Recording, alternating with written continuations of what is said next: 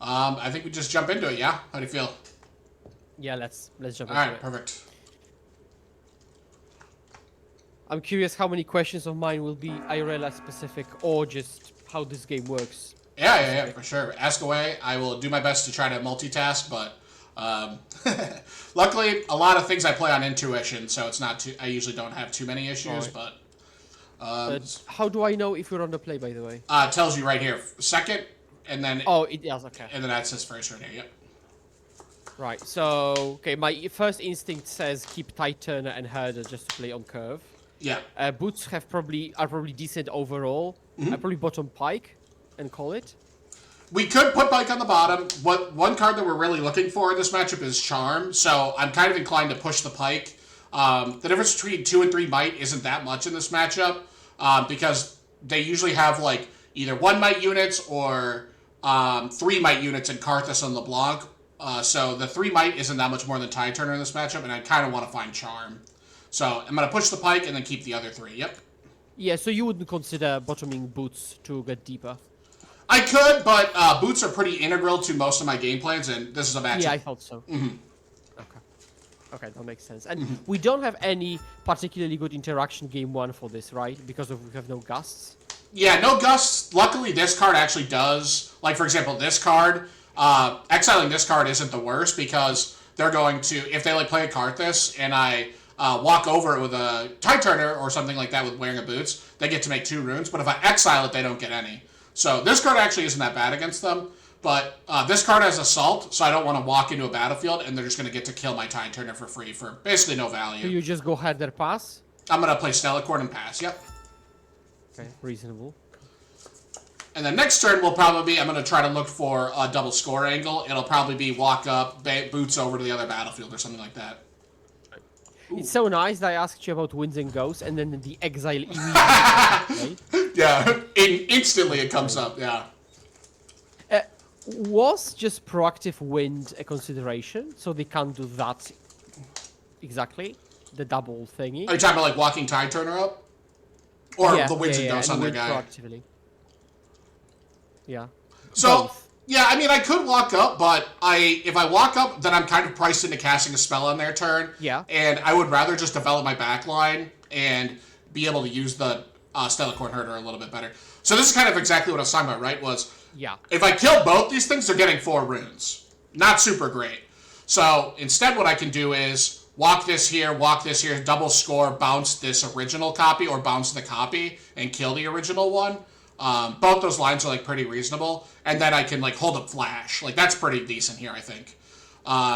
So what I'm probably going to do is I will start by casting Winds and Ghosts. And I want to banish the original because I don't want to put this in their graveyard, essentially. Right. Yeah, that makes perfect sense, yeah. Okay, so that dies. So now I'm going to walk here and draw my card, yep. Pass, I'm a 3 there too, because this has Assault. They don't really have a lot of interaction to break this up normally. Hopefully they don't have anything here. They might have... I mean, usually they don't play Stupefy. Some lists used to, but they don't usually do that anymore. And Hidden we are Blade. basically... Ooh. Yep, so Hidden Blade their guy. That's fine, that's a deal. Okay. And we are hoping to basically go 2, 4, 6, 8, probably? Yep, yeah. So I'm just going to then walk this guy up and score here. And now the card I would be kind of annoyed with is if they walk this here and then cast Vi. They can stun my Stellarcord Herder. So what I want to do is make them make that line, but then flash away. I like that, okay. Yeah, so I'm going to pass, and then it's not necessarily going to incentivize them to do that, but it is going to give them an opportunity to make that play. If they make it, I can then boots up my Stellarcord and walk over there. What if they go left? Or if they go left with the Karthus? You just pump, right. I would just pump my guy, yep. It's pretty unlikely they're going to walk this guy anywhere into my 3 open mana, but you never know. Yeah. I will say that I've liked Flash quite a bit because of the play pattern of walk, go back. But it's probably just training wheels, maybe? Because it just feels very comfortable to be able to go in, out. Yeah. You know?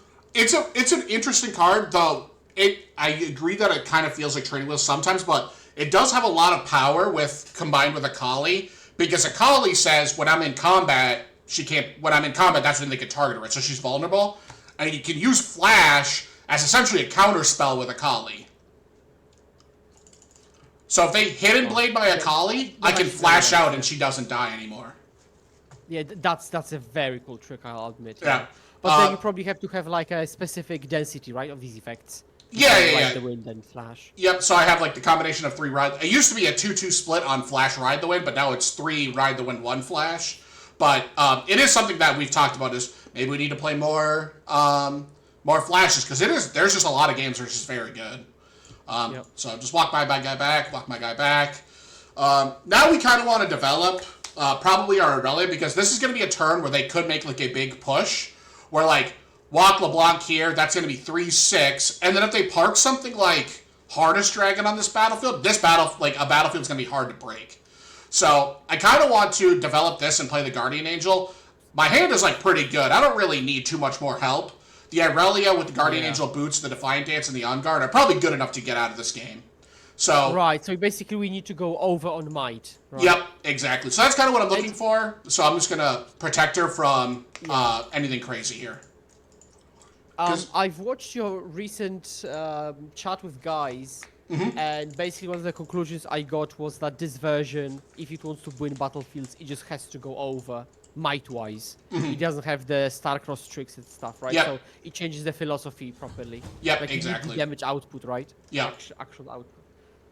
Yeah, so that is one nice thing about playing more cards like more cards like Akali, more cards like Guardian Angel as well. I don't have the tricks, but I'm trading tricks for muscle, essentially, right? Yeah. So this card is exactly why I wanted to play Guardian Angel, by the way. They're going to kill my Stalker, that's also fine. Again, we kind of like drawn all the cards we really need to win this game. I don't really feel like I need too much more, so what I'm going to do now is just double score, walk back, and I should be, hopefully I'm in the clear then, right? So, and you walk back with the Flash, right? I could walk back with the Flash. I could also walk here, take this battlefield, boots, gank over here, untap my Irelia, and like Twilight Shroud back. I don't necessarily need to use the Flash yet. Okay, so how do you decide whether on use the runes and other cards versus Flash? Yeah, so that's a good question. One thing that I want to try to use Flash for is something along the lines of like, in this matchup specifically, like Hidden Blade, right? Because Hidden Blade targets a battlefield. I don't have a Defy to cover a Hidden Blade right now, but I could Flash a Hidden Blade. So Flash sounds excellent, by the way. Crazy card. Yeah, Flash is a very powerful card in this game, yep. So now I'm going to just do this. I will boots my girl, make her a 7, untap her, make her an 8. Now she's a 10. Go here, pass. 6. Conquer here. Now we're at 6. They're going to make a bunch of runes, which is, that's fine. So now I go here and I can draw a card. I can use this to untap my Irelia. And now I drew a Guardian Angel. So I can even just like walk back with the Guardian Angel. How do they stack? How do they stack? One is used and the other isn't? Like the Guardian Angel. Oh, yeah, I get to choose, yep. Okay, so you don't proc both. Correct, I don't. You're okay. So I will that's good. Yeah, so I'll use this, walk back, and then say go. So now the way they get back into this game is now they have to make essentially like a giant hold. And it'll probably be something that they draw a bunch of cards because of LeBlanc, but that's fine. They don't have a lot of material to work with. Now their best draw is something like Baited Hook into like Vialmaw, and then they clone it or something. Like that'd be their best draw. But I have a lot of that stuff covered because my Irelia is just so massive in the backline. Bro. So one of the things I've been always kind of wary of is getting rid of so many runes. I don't feel as comfortable yet. Because, like, for example, my brain says just flash away. Why would you ditch 4 of your runes away? Yeah. But I guess when we get up to 6, that's probably enough to cast all the spells you actually want to cast, right? We're not going to Stellak or Herda this game at all. So, yeah, I guess we have just enough runes. Yeah, there's going to be certain situations that, like, in games that are a lot closer, I might need to be a little bit cleaner with my runes. Like, for example, I didn't actually need to Guardian Angel walk back. I could have just on-guarded, but because the decision I made, which was I think I might need to break a massive hold, I want to keep as many pump spells as I can. So, if you were playing like a high stakes match, right? 8-0 at NRC, would you be actually counting every permutation like that? It would probably depend on the matchup. This one, since they don't play as much interaction, it's not something I really need to concern myself too much with usually. But in a matchup like Diana or Ezreal, where that's a lot more of a concern, that is something I definitely have to consider. But here, it is hopefully going to be... I mean, there's a good chance that this is Hidden Blade. I don't know that for sure. Right. But let's say theoretically this is Hidden Blade. This is going to be a spot where Flash is going to be quite good. So now... I can even just start the turn by casting this, right? Wow. So, start this, target her, make her a 9. And again, the card I asked you about immediately. Yeah. Which is funny, because I've watched hours and hours of you, and I didn't spot those situations that much. Right. And now they immediately come up, which is very cool. Yeah, so now, we have 2 Guardian Angels here. There's not a lot. They don't have access to Vi.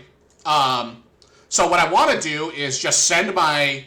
Irelia here, and I want to try to leave the Glass Mixologist as the last unit I kill normally. Because if I don't know if you know how this interaction works, is if I kill this Glass Mixologist, and they have this battlefield, they can put the units here. Because the Death Knell is like making them control the battlefield still.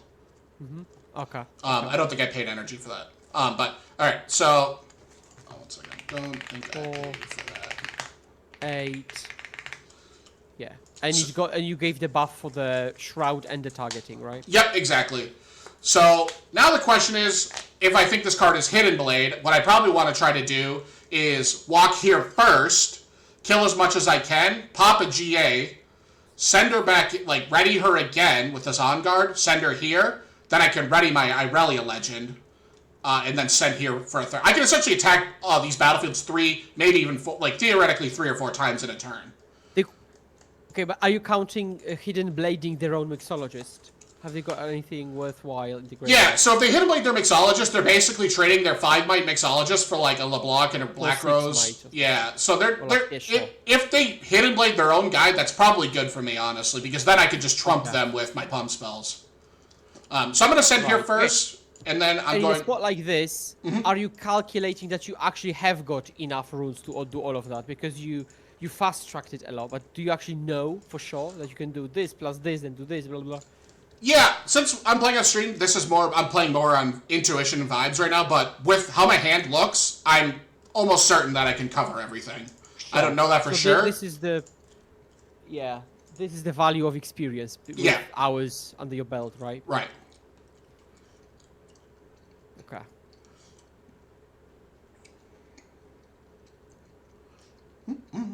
So we'll see what they do. I'm curious what they have here. Like I said, it's probably a Hidden Blade, I would think. But there's not a lot of other hidden cards that they play. Okay, Death Grip. They're going to Death Grip this guy and pump one of their other guys. That's fine. So now this leaves this battlefield open. Go ahead. Yeah, for tight turner, right? Just cleanly walk. Yeah, so now I can just walk this here if I need to. Right? So now I have 15, 20. So I have a lot of might I need to cover. So I am going to probably because if you're not 100%, if you didn't know how this works, all of the buffs are carried through every resurrection. Oh, yeah. That's insane. What? So I'm going to cast this. My Defiant Dance is going to target Irelia, make her an 11, then get buffed to 13.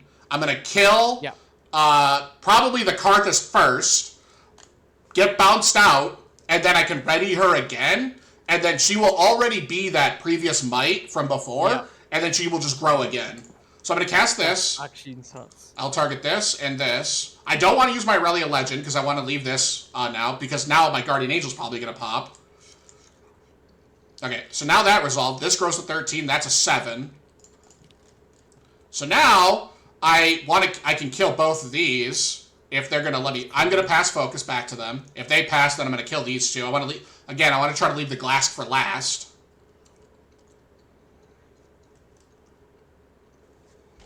So they've got 2 mana up. What's anything reasonable that they could have? You're thinking about right now? Could be Hidden Blade from hand, and then if they have Hidden Blade from hand, and then they have a Hidden Blade here, I could get got by 2 Hidden Blades here, because if they Hidden Blade, I flash, and then because they hit a Hidden Blade, they can respond to my flash with this Hidden Blade. Oh. So that could be annoying, but again, I'm like, I have a couple layers of defense here with double Guardian Angel. I'm Shrouded this turn too, I forgot. Yeah, that's not even an option. Good call. Okay. Nice. Alright, nice, so nice. now, my Guardian Angel pops. I go back to 12, because my Guardian Angel fell off. Yeah. Now, I want to attack this battlefield next. So I'm going to cast this. Target this. Readier. Could you not have unguarded on the battlefield to have one more might from on guard? I could have, but then I don't have a good way to untap my Irelia, right? Oh, because it recalls tapped. Okay. Yep, exactly. So now, the reason I'm making this attack is I'm sending here. If my Irelia was to die, I want to be able to send my Tide Turner to this battlefield. Yeah. Then I can pay 1 energy and ready my Irelia Legend, and then send this Irelia for a 3rd time to this battlefield. How would you re-choose her? I had the Defiant Dance in my hand. Or no, I had the Flash in my hand, right? Flash can target units in your base. Oh. Okay, that's a cool one. Yeah. And also, we could have probably flashed back the thingy. Yeah, there was a couple options, but it is probably better in that spot to like let my Guardian Angel go and then like come back in. But yeah, Flash is worded in a way that it just says move up to 2 friendly units to a base. It doesn't specify where the units have to be. So I can actually play an Irelia from my champion zone and cast Flash on her when she's in my back line to send her in. Very cool. Niche, but very cool. Yeah. Okay. So, historically, cards like Hard Bargain and Defy are pretty bad. They play very few spells that I really care about, so I'm going to cut those first. Charm's at a premium, so I want to keep that. Then, Because you want to pull in the Karthus, right? correct. I want to be able to get Karthus. And then, also another spot, like, sometimes maybe you need to get, like, a Vile Maw, or not a Vile Maw, a Rift Herald out of the way. And Rift Herald is, like, just a gigantic, it's like an 8-might unit or something. And if it dies, they get to put a creature into play. So if I can take one of those out a lot of the time, it's pretty good. Twilight Shroud is like, okay, it's not bad, but their premium removal spell is often Ruined Rex with Sacrifice. So it's hard to get that countered, or it's hard to use Twilight Shroud to beat that proactively. So I'm going to cut Twilight Shroud. It was good that game, but it is unlikely to be good again. And then I'm going to send... I could board... Maybe I want up from the deed because I'm going second. Let me just double check. Maybe it's better than one Akali. Could see that. Okay, is there any logic in playing up from the deep and cutting 2 drops? Actual 2 drops? Yeah, so we could start Like cutting in... Hunters? Yeah, like Treasure Hunter is not bad in this matchup. It's not particularly great either. And the gold will often matter in some games, but now that I'm going second, it's probably going to matter less. So I don't mind cutting Treasure Hunter, yeah. Are they a cool deck? I don't remember. Most of the time, no, but they play a card called Safety Inspector most of the time. And Safety Inspector is kind of like, I don't know, I'm trying to remember the card in Magic, but there's like basically like it comes into play and both players sacrifice a unit. Like, that's kind of what it does. I'll check. Yeah. Oh, that one. Okay. Yeah. And they changed the chosen champion. Yeah, so now their strategy is going to be get LeBlanc onto a battlefield and then make a bunch of temporary units on this battlefield. Because this legend says when a temporary unit's on a battlefield, it doesn't die in their upkeep. Yeah. So you kept all because you've got... Okay, why did you keep Tide Turner? Even though... Yeah. Kind of whatever, because you've got 1 tentacles. Yeah, Tide Turner's just a pretty safe unit in most games. The big one is that you can hide it. So, at worst, it is pay 0 might, or like 0 energy for a unit, which is pretty good in most spots. Okay. So, it's not going to be particularly good early, but there is almost always going to be a spot where, like, I can put an Irelia in my back line, and then put a Tide Turner on a battlefield or something and move it around if I have to. So what they did there was they made a copy of Soaring Scout, and then they were able to use the Windswept Hillock to gank with LeBlanc. That's what they were doing there. Yeah. Okay. So you're not trying to fish for charm very aggressively, I see. Yeah, this matchup is kind of like more about staying on the board. That's kind of what I'm more concerned about. So here, they played their LeBlanc in the back line. LeBlanc is annoying, but I don't necessarily need to feel pressured to kill it because this one doesn't draw them any cards. The only issue is that they can walk at my battlefield with it, so I could consider, like, what's probably the best line here? It is like, I could try to bounce this and just tempo them, but the problem is I'm not able to take any of these battlefields very easily, so I'm not really too excited about that. I could play this tide turn or bounce this. Go How ahead. about tentacle left, and then on guard the other one, and the first one grows with hull, and you win both? Or is that just spewing on guard? Actually, that plays really good, except for I want to cast Discipline, I think. Okay, but the idea is the same. Yeah. That's a good idea. I didn't catch that right away, but yeah. So we send here, Let's go. Discipline the backline. This is a 2, that's a 1. Send the guy here, and then bounce the block. That's a pretty good turn, I think. I like that. Go. Contribution. Oh, wait, no, this guy. Wrong one. Yeah, okay, that works. So I will draw here. This becomes a 3. Draw there. Pass here.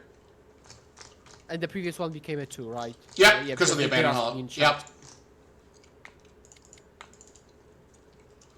So now I can walk this here. Take this one.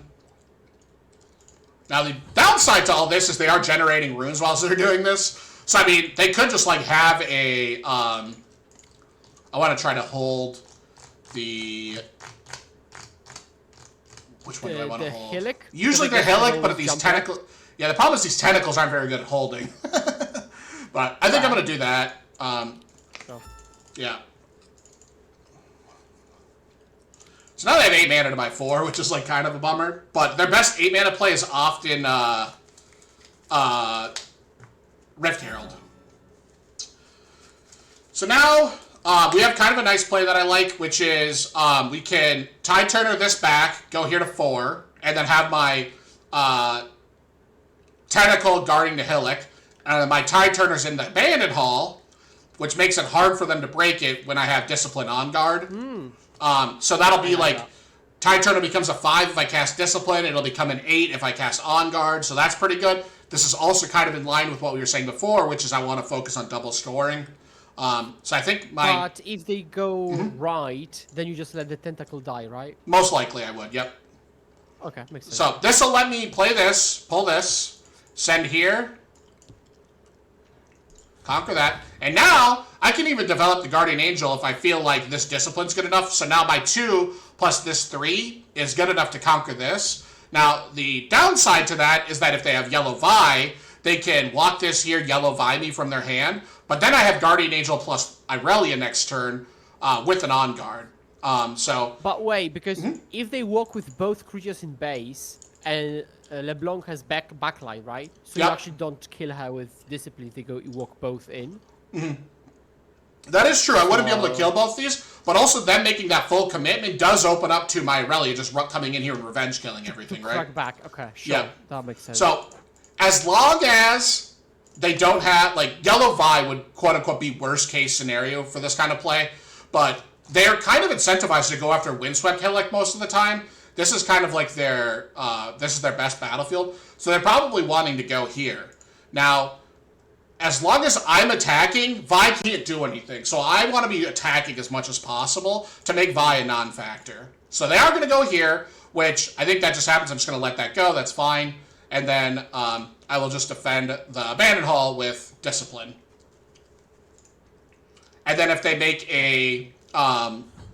if they end up like cloning this, sending the clone here, I can, like I said, cast the Discipline, fight it that way, or I can like send my Irelia next turn and try to kill everything. Because I also have Ride the Wind next turn, too. Oh, Yeah. and they discard the dragon. Yep, so this play is like... This makes me think that they have Yellow Vi, but maybe they don't. Alright, so draw my card, and now I'm a 5. Their draws have been relatively tame. Yeah, Like, alright, sure. that's fine. So the King uses the LeBlanc. The worst case scenario here would be Rift Herald would be kind of annoying. Harness Dragon I have kind of covered with the Guardian Angel. That's not going to be a big problem. Their LeBlancs are like only going to be 4s right now. As long as I can kill them, it should be fine. Fated Hook is whatever.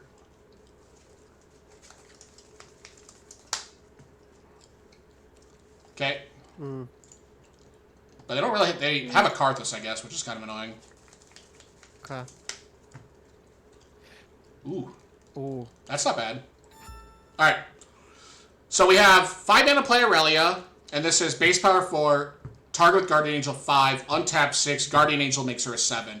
So I do actually have to cast a spell here to break this. If I Guardian Angel go here and then cast the On Guard, I can actually still hold up Flash and take both points this turn because this battlefield gives me ganking. That's very nice. Yeah.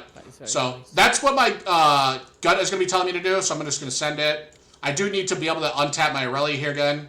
So, oh wait, do I have... Maybe it's better to cast the Ride the Wind. Let me double check. 1 second. Maybe it's more might to cast the... I'm definitely casting the Irelia. So it's definitely put her here. Now let's think before I... So what happens if we cast the Ride the Wind? That is going to be target 7, ready 8, and then I can go here. And, oh, that's... But I have to tap out to do that? Is that right? So that's target with 7, ready here's 8. I don't beat the battlefield here because I don't have boots. And then I can't hold up anything, really. So I think it's probably better to... Oh, wait, what if we go here to 7? Oh, maybe this is the line. We walk here to 7. Cast Ride the Wind, 8. Ready, 9. But that only trades, I think. Base power 4. Target with Guardian Angel. Guardian Angel. This is 7. This is 8. And then it wouldn't be enough. Okay, so I don't think there's a way for me to hold up both Flash and On-Guard, because I need to be able to untap my Irelia here. 1 second. So, the best line is... I definitely want to get here for 9, or 10, and that is casting the On-Guard. Oh, okay, I think... So we do this, 7. Right. Send here. This is tapped. Send here. Pass. Cast this. 8. And then if resolves, it's 10. Yeah, if they're going to pass. Yep, they pass. Now it resolves to 10. Take this. Does Irelia heal between Glass Trigger? Yes. The combat has to end before the Death Knell goes on the stack. Right, okay. Yeah. At least there is that, I guess. Yeah. So now they can pick up, like, their Karthus or their Broker. Like, that's fine. So now the board is getting a little out of control. Now what I can do is Ride the Wind here to 6, walk home. That's not bad. I could play the Guardian Angel and just defend with double Guardian Angel. But, again, I kind of want to try to get to 6 this turn. If I'm able to get to 6, I can take this. How did you get to 10? It is base 5, target 6, untap. Did I do my math wrong? I thought I did it right.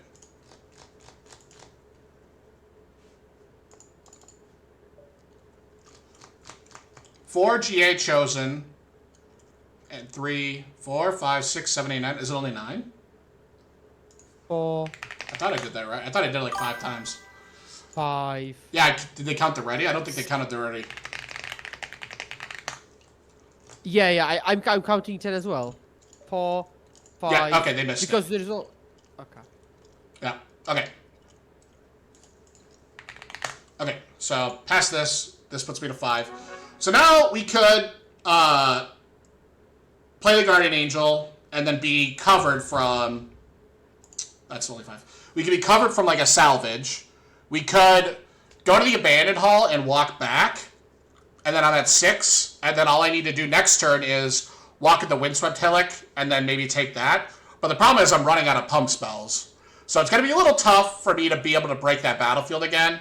So what I probably want to do is use the Ride the Wind on their turn to try to get to 6. And then, yeah, I think I like that line the most. Even though there's a modicum of risk with it, I think I want to try to get to 6 on their turn, and that will make my Irelia a 7 as well. Which is, again, not great into Vibe, but I still have the GA, and if they spend 5 mana playing the GA, there's not a lot they can do usually.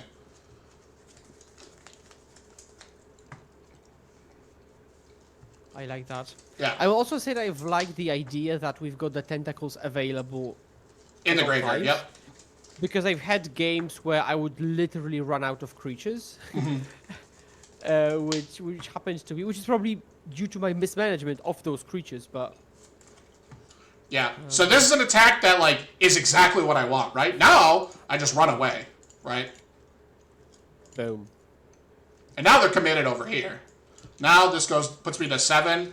This is actually more than that. So it was base power 5, 6 untapped, 7 target, and then this is hull targeting, hull pumping. Oh, so Ride the Wind works on the other battlefield? Yep. Not the original. Ride the Wall targets a location, and because you're targeting abandoned hall, it like pumps you in the abandoned hall if you're riding into abandoned hall. So if I'm pumping away from the hole, I wouldn't get the buffs? You would not, no. Oh, I didn't. Also, if you flash out of abandoned hall, you would not. But I could flash and target nothing and pump my Irelia. That's something you can do. But that doesn't come up too often. Okay. That's weird. that Yep. Riding onto hole gives the triggers, but okay. Which you could argue is actually a good thing, because it means that your creature is not on hole, opponent is not suspecting, Right? and you're actually getting the buff beforehand, so to speak, to get in. Okay, so let's see what they... Do they whiff? Jeez, they must Wow. have whiffed. Okay. So, the nice thing too is on this situation, they had a lot of... Oh, they hooked their Karthus, I think. So, if I were to untap this Irelia, even if I didn't draw this Akali, I have a couple lines available to me, which is... let me just go back here. I could have, like, walked back. I'll show you what I mean. So here's the battlefield. I'm going into 7 runes, and I'm going to untap my Irelia is going to be base power 5. I need to be... They're sacking their Karthus here, so they have 3, 6, 7, 8, right? They have 8 might here. And now, depending on what they hit off, maybe let's say they hit like a big unit off their Karthus. Maybe they hit like a crazy dragon? The dragon. Sure, they put a dragon here and blow this up. That's probably their best hit, but they can't actually hit dragon off of Karthus for what it's worth. Oh, yeah. Well, I'm done. No, that's okay. But they could just cast dragon from their hand, right? They put a dragon here. Let's just say they do that, right? I can. They kill my Irelia. I can then like Guardian Angel, like wipe out their board here, like wipe out as much as I can when it's wearing a GA. And then I can flash back, ready my legend with Irelia, Blade, legend ability, go to here, and then get another untap with my Irelia. So like if I drew like another On Guard or something, I'm able to pressure both battlefields pretty effectively still. Now this amount of might is fairly easy. It would have been tough if like they had like you said, Rift Herald or Dragon or something, but I think we're still able to like win that game like pretty... Not easily, but like as long as we draw like a decent spell off the top, we're probably fine. Sure, and we could also, I guess, if we could conquer Hall, we could Tentacles to get 1 trigger. Yep, that's something we could do. And then yeah, if we're tentacling, all right, really too, that's like another +2 or 3 might. That's gonna be a lot. Yeah. Burn, you asked, do I miss the 3rd GA? Yes, I do miss the GA. I love GA, but right now there's just so much purple, so much yellow, and so much orange that. LeBlanc's kind of a poor example where GA rarely gets killed, but like Rengar and Kennen and all these decks have so many cards that answer Guardian Angel, and even Boots now too, that they can answer them pretty easily. So it is good, but there's a lot of matchups where it just doesn't do anything. Or not exactly what you need it to anymore. So this is a matchup I've only played once or twice. It'll be kind of interesting to play because depending on what version they're playing, their decks look very different. I don't know what version they're playing, but there's some versions that play like 2 or 3 Time Warps. There's some versions that play Steel Paws. There's some versions that play Astral Heron. So, not really sure what their deck looks like, so I'm kind of curious, like, how deep I'm supposed to mulligan, because, like, I don't even know how good Charm is against them yet. Like, that's kind of fun. Right. I'd be tempted to bottom both buffs, I guess. You like bottoming both buffs? Okay, sure. I think so, because we wouldn't probably take up any fights in the first couple of turns. Yeah, that's and reasonable. I would really want a Stellar Horde for turn 2. Yeah, that's fair. I would say this. I'm inclined to mulligan 2 cards. I'm definitely keeping the Tide Turn. It's a question of, is it Defy or Discipline that I'm throwing? And it's like, if Defy has like more than 2 or 3 cards I want to counter, I probably keep it. But if it's only like exactly Charm, I think I'd rather have something else. But I just don't know how good this card is yet. So let's go with Discipline, see how it pans out. And look at that. Boom. Oh, we've got the opener. The Stone Nuts. All right. So now what we want to do is we can walk our guy here, that's fine. But I don't want to get my Treasure Hunter stuck here if possible. So what I'm going to do is I could just walk up to Sunken Temple, pull back, go here, but then my Treasure Hunter gets stuck here. If I go here and then ride the wind here, I get to make 1, 2, 3 gold, and then my Treasure Hunter's in the back line, which is much better than in the Vile Moslayer. But the downside to that... Actually...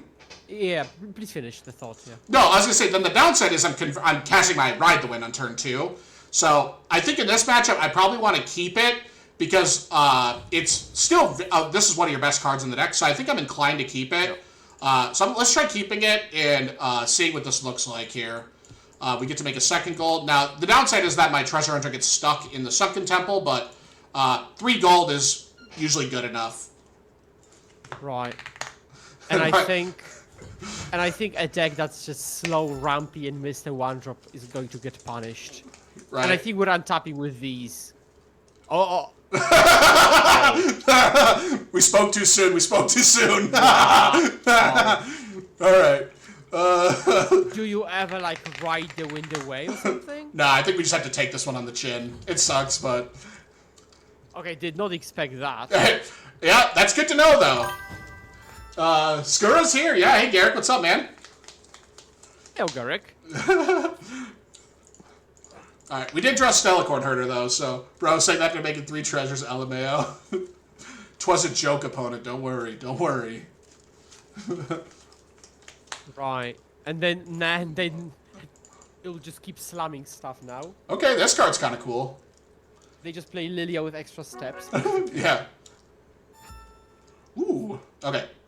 So again, I don't want my Stellacorn to get stuck here, so I am going to walk it here, GA, and then ride the wind here. I do get to kill this, score here. Again, that's kind of the end goal. And then if I draw a Pump Spell, I can even take the Sprite Queen out. That's kind of what I'm hoping to draw here. Boom.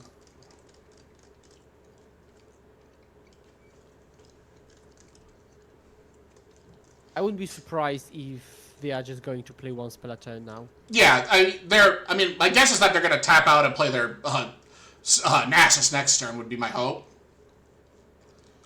Alright. So play this, and then I will put it here. It makes this a 4. Treasures. And then I will ride the wind. I am going to fight over this, because again, I want to double score this turn. Does Ripbound have a Fey deck? It actually literally does. Oh yeah, it does! Yeah. Is Lilia the most Fey deck? A Fey deck. Yeah. Alright, so then this is here. I'm drawing a card. Okay, retreat. So this is probably the Time Warp version of the deck. So, because they're ramping, right? So they're just gonna ramp here. Yeah. Sure, I guess. So that's fine. Now, I really wish I could draw a removal spell for this, but doesn't look like I'm gonna be able to. I'm just gonna walk home, draw my card, and then I'll play this in the back line. Now, this is a card I'm definitely okay hiding in the Vile Moslayer, because I want to be able to freely move my Stellacorn. Unfortunately, now that they have Sprite Queen, like, kind of free reign, they are just going to kind of get to do whatever they want here. Yeah, so they did just play that Nasus like I thought they would. Holy shit, they're at 4 points already. Oh my god.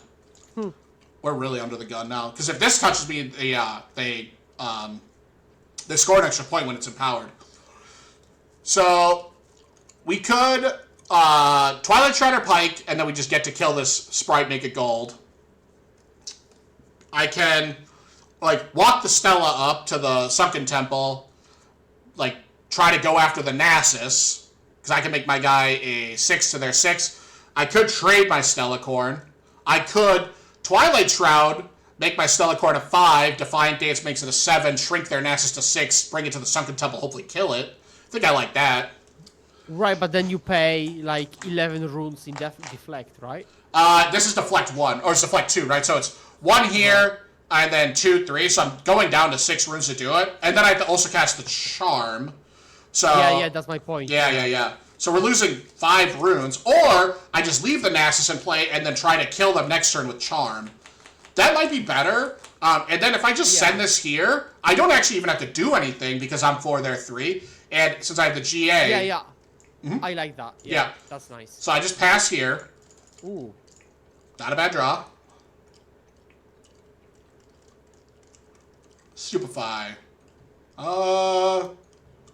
Sure. That's fine. So now, because they did this play, I'm going to go after their Sprite Queen. Sure. Make mine a 5, they're a 4.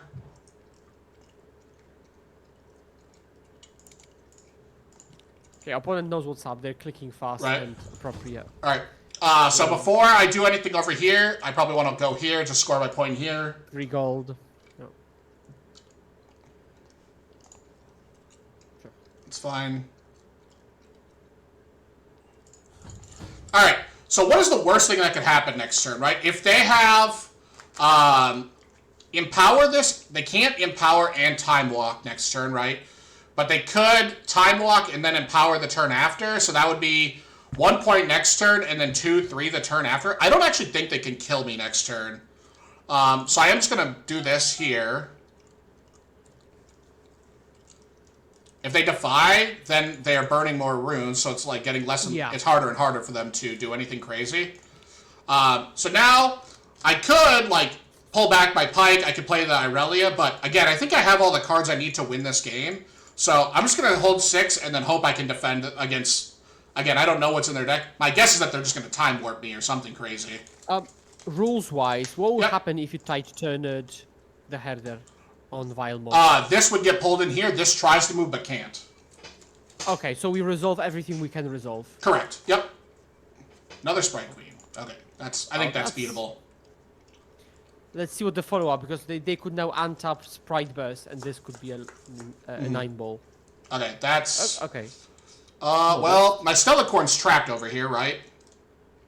So I could try to defend this, or next turn I can use my Tide Turner.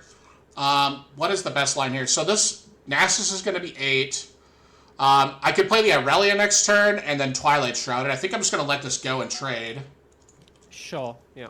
And then I can play the Irelia. Go ahead. Does the Pike see the death? No, trigger? It does not. He has to be in play. Okay. Yeah, because I'll keep asking you these questions. No, you're good. Please ask away. I love answering questions. Alright. So because of this, I wonder if I'm supposed to... Oh, no, I think I want this to happen. That's fine. Now my Stellacorn's free to go. This is almost like better for me now, right? Okay, they basically tap out. Yeah, right. So now I can walk here, go to 7, draw my card, pass. Okay. So now I can even, instead of playing the Irelia, I could just be more mana efficient. What if we had, so this is 5, 7, and then I can shrink their Nasus to a 6 with Defy. What happens if they have 2 Defies? Do I lose if they have 2 Defies? What? What are you going to ask? Sound like you were going to ask something. Yeah, I was going to ask, do we start with Shroud? Which I assume we do. Well, I don't... The question is, am I playing Irelia for 5 mana? Or am I playing Tide Turner? Because the Tide Turner brings this back. Sends here, this is 5, this is 7, there are 6, right? So, because this is the last turn of the game, I don't even necessarily need to spend the mana on her. My hand actually covers this through a Defy. It doesn't beat 2 Defies, though, is the problem. Defy on Dance. Defy Dance, right? Yep.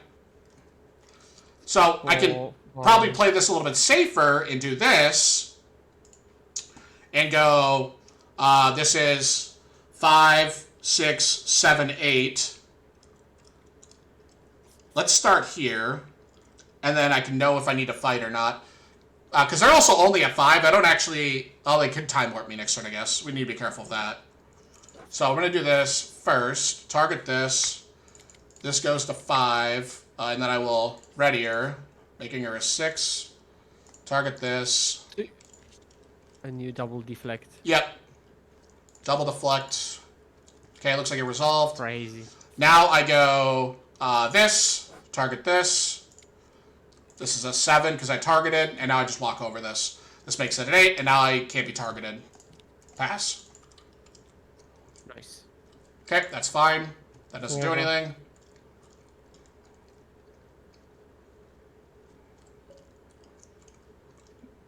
I don't think she is, but okay. 4. Untap 5. Target 6. 7. Oh, she was 10. I didn't finish doing that. Yeah, she actually was 10. That's funny. Alright, so... Still not 100% sure what their big spells are. My thinking is that if they're Astral Heron, I probably want Rebuke. This is also just a quote-unquote clean answer to Nasus, even though it does come at, like, a huge price. Yeah. So I understand that. Up from the deep as well? Up from the deep because we're going second, yep. Now, they showed us the... I'm thinking against them having one card that goes, basically, Sprite Fountain is going to be pretty good. We could bring this in, right? Yeah. Vex. This is not Sprite Burst and Sprite Queen, right? Yeah. Okay. Now against decks like that play green, I want to try to usually cut cards that Defied. So this card's like not super great. It's hard to rely on this to resolve against a Defy deck. So I'm going to start here. I don't think this card's going to be particularly effective, so I'm going to cut this. Let's see here. What else do we not like? The classic 2-drop trimming, because we've got the up from the deep. Mm-hmm. Like now the question is, like, how good do we feel about Charm? Do we think Charm's going to matter in this matchup? I'm incentivized to keep at least, like, 1 to charm something away. Mm-hmm. If it's very big. Sure, let's try 1. And then I like Defy because it counters their Defy. So I think I want to keep this card. How many pump spells do we really want? Like, are we going to fight much?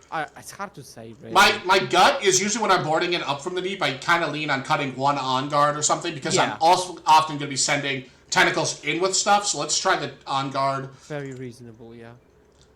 All right, interesting hand. So we get the option of Piker up in the deep on turn 1, which is nice, and then we get to have Ride the Wind Defy. Honestly, I kind of want to keep it all. How do you feel? You want to keep the pike? What's the logic behind keeping the pike? I could walk a tentacle up and hide the pike at that battlefield. Oh, and it's what you said, that you've got the 0 mana power, right? Yeah. So it makes it so like that if they have like Steel Paws or something, I could just kill the Steel Paws a lot easier too. Makes sense. I'm a bit less excited about Ride the Wind, I guess, because I'm thinking that we're going to kind of walk in normally into battlefields. We just need to overpower them. Yeah. Again, this is also a card that gets defied too. So like, I mean, cutting defiable cards, like mulliganing defiable targets is fine. I'll hate this. Okay, and we know it's the first and the last charm now. I think we boarded 1 charm out, so I think this is the only one. Exactly. Yeah, it's the last one. Yeah. Do we think that they would defy a up from the deep? I'm kind of curious. I think I'm fine with that if they do. You think? Okay, I think I would be okay with that too. Let's see what happens. Low key. Okay, yeah, I think high key even. Yeah, we do be high key, Yeah. Okay, deal. Wow. Okay, that's fine. So now we cast. Yeah. Crazy. We'll just play this. Okay. Hand is brick. Maybe you shouldn't play 11 8-drops. Now we can just play this. Yeah. Very nice Lingering Souls. Okay. Try burst, whatever, sure. You get 2 points. Annoying. I don't get to take my points now. But I can play my Irelia at least. Alright. So we have, this is 4. We could take the Paper Tree, we could take the Hall. I kind of want to get on the board. But killing sprites isn't that exciting. How about Irelia Angel get in? Yeah, that's kind of what I'm thinking. And I'm trying to see if there's a way that I can double score that way. There is. I actually found a way to double score this turn. It's not the most exciting line, but it is something we could do. Do you see it? Charm away the sprite, you mean? Correct, yep. So we could like go here and then charm a sprite to the Irelia. They're tapped out. I go to 2 to their 2, and they're untapping can't cast Nasus. Right. Do you think that's worth it? Are you prioritizing the second even point so much to use up the charm? Because that's pretty hefty cost, I think. It does come at a cost, that is for sure. I think it's worth it because, again, it's a card that I'm already worried about getting defied later in the game too. And if I can turn it in now for a card or like a second point, that's pretty valuable. Especially when I just know it's going to resolve. So I think I'm incentivized to casting it now, but I could see it being like kind of weird. But I think I like this. Sure. Very aggressive. Yeah. I really like being aggressive in this deck. Do we hide Pike? Probably, yeah. Let me double check here. We go to 5 runes. Yeah, let's do it. We probably hide him here though. And that lets us hold the paper tree. I think I want to be able to hold this. Could you have used the runes in a way to hold up Defy now? Do you remember? I only had 2 green. And it was green for Guardian Angel, green for Charm. Okay, sure. Yep. Okay, Faefolk tapped. I'm gonna there's no trigger. They didn't actually give me. I could have responded to this trigger actually. That was actually bad. I should have responded and flipped this Pike. Okay, so now we're at 4. Because now I can't move the Pike back. Yeah. Yeah. That's okay.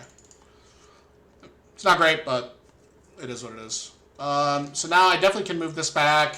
And the question is, am I going to be defending this? If they walk this here, I'm not really that excited about rebuking it. So I probably just want to pull this back and then... Let's see here. Do I think that they would like send this here, or do I think they're going to like do this here? If they do this here... Do you think they can break through an Irelia on the hull? Or you don't even want to engage in such a fight? So I don't have any pumps. I don't really want to cast it. Like if they like man this up and send here, I'm gonna be forced to cast this Defiant Dance into 9 open mana, and I'm a little concerned that like if they just had like a second tasty or like even like a back off or like something like kind of annoying like that, when I can just back off and then I can pressure either side. Should have an extra. Oh, that's true. I did. Yeah. I did true, but if like they send this here, then I can use my Irelia from the back line to pressure the Steel Paws. Where right now, if they man up Steel Paws send here, my Irelia can't pressure the Steel Paws. I'm not really that excited about killing Tasty Faefolk because then they're starting to ramp. They're going to be going to 12 runes next turn if I kill that. Okay. Yeah. So the mistake I made was I should have revealed this when they used their Nasus trigger because now this is kind of stuck here. But that's okay. We live and we learn. Now they might not ramp this up and send in, but let's see what happens. All right, so now I could cast the Defiant Dance, like flip out my Pike, cast Defiant Dance, and then I have my 4/6 to their 4, or I can save the Defiant Dance for later, or I can rebuke this. I already talked about it. I didn't really want to rebuke Steel Paws, so I think I'd rather get this out of play and counter this trigger, right? So I like rebuking. Yeah, I'm gonna rebuke this. This is like the card that has the most value. They can send it back in again, which is kind of annoying. But then if they do that and I lose my stuff, then my Irelia can just walk over it next turn. Janna, interesting. Push my guy back or reveal this. That's not how it works. Oh yeah, you can't do that. Yeah. As a Fae player, I know this doesn't work like that. No, I think they can. Hold on. Maybe they can. Waiting it. No, because it's a reaction to a battlefield you control. Oh, yeah, it is, yeah. It's not ambush.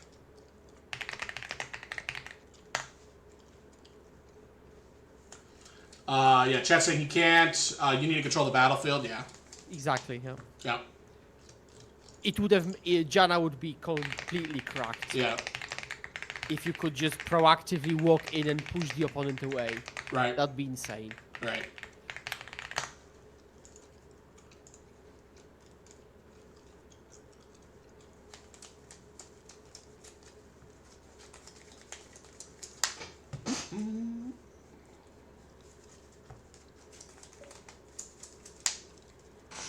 Why does it? Because it says so on the card. reminder text for reaction. Yeah.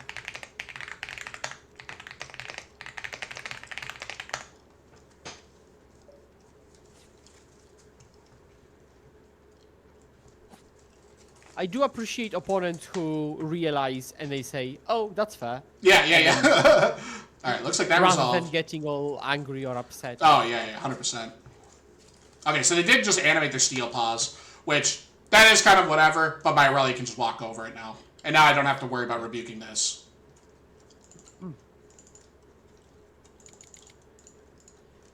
So had you flipped Pike, you would have walked both creatures back, right?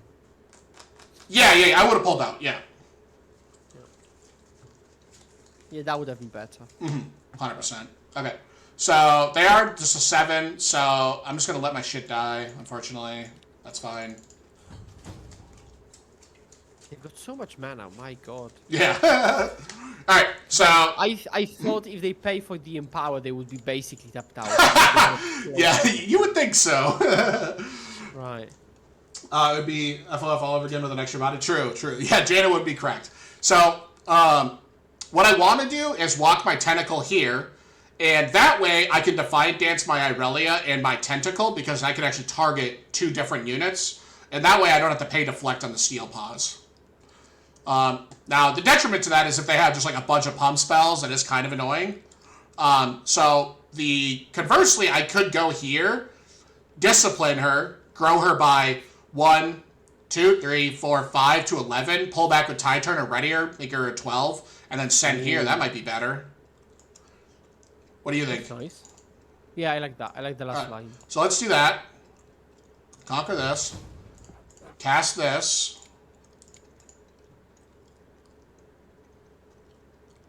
Alright. This triggers. I think she goes to 8, 9, 10, 11. Draw. Okay. Play this. Target. Ready. 13. Send here. Pass. Creature. Now they can Jana me. Yes, now they can, and so they have to pay Deflect. Yep. Deflect.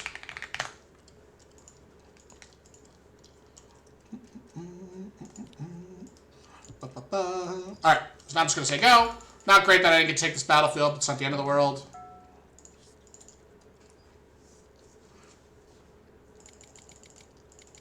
I They don't would really- say that I have also liked Janna in Lilia because it's so hard to play around a spell-like effect on an actual creature. Agree. Like it's True will cannot be defeated. Yeah. Thanks for the follow, Contessa. Appreciate it. So here, I could just let my Tide Turner die, but I kind of want to cast this to just kind of cycle it, essentially. True will and I'm okay cannot if be I'm okay if they defy it. It's not the end of the world. So I'm just going to cast this and try to cycle it. Spend my mana when I can, as you know. If they... spending mana is goated. Right. So then if they... so it's 2, then 5. If they, like, cast their own pump spell, that's also fine. That's fine. But these games are pretty close, I'll say. They've been... Yeah. This is... I mean, they were on the play this game, though, too, right? Yeah. But I think we're in an okay spot. Question I had a guy use... Oh, someone answered. Okay, perfect. I'm not particularly high on Nasus, but it can do stuff. This deck is cool, I'll yeah. admit that. I mean, I'm, like, pretty close to dead if they have Time Warp, right? But, I mean, leaving stuff here is really good for me. So, I don't want to tap my Irelia before I pressure this battlefield, so I'm just going to play my boots. Dragon Second Boots is cool, but didn't actually need it. So I'm going to go to 7 here, and then that resolves to 9. Now this is 10, so I want to... Because, like, what happens if they have another Janna? I want to be able to ready my Irelia. It would be insane to have 2 Jannas, I'd say. You think so? I would say so, yeah. Okay. So, untap for 5, target with boots. Unless Nasus is a build different, but Yeah, that is fair. 2 Jannas is crazy. Yeah. So this is a 10. Now the question is, do I need to, like, play the second boots? Because if I don't play the second boots, I can't actually walk over this without being proactive with a spell. And I do kind of want to... no, I guess I could just park here, actually, because I'm at 5, and they're going to 6. And if they go here, they can't. They would go to 6 and then 7 from Time Warp. So I'm fairly protected from Time Warp, I think. Let me just double check. They don't put runes into play, right? They lose them. So I'm going to play this as well.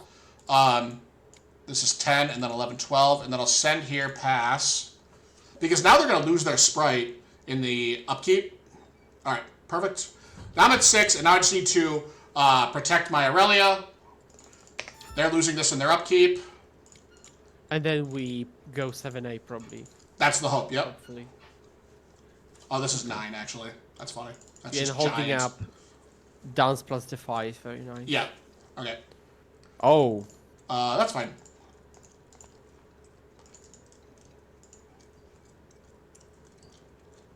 But we also have a GA, so that's nice. Yeah, yep, exactly.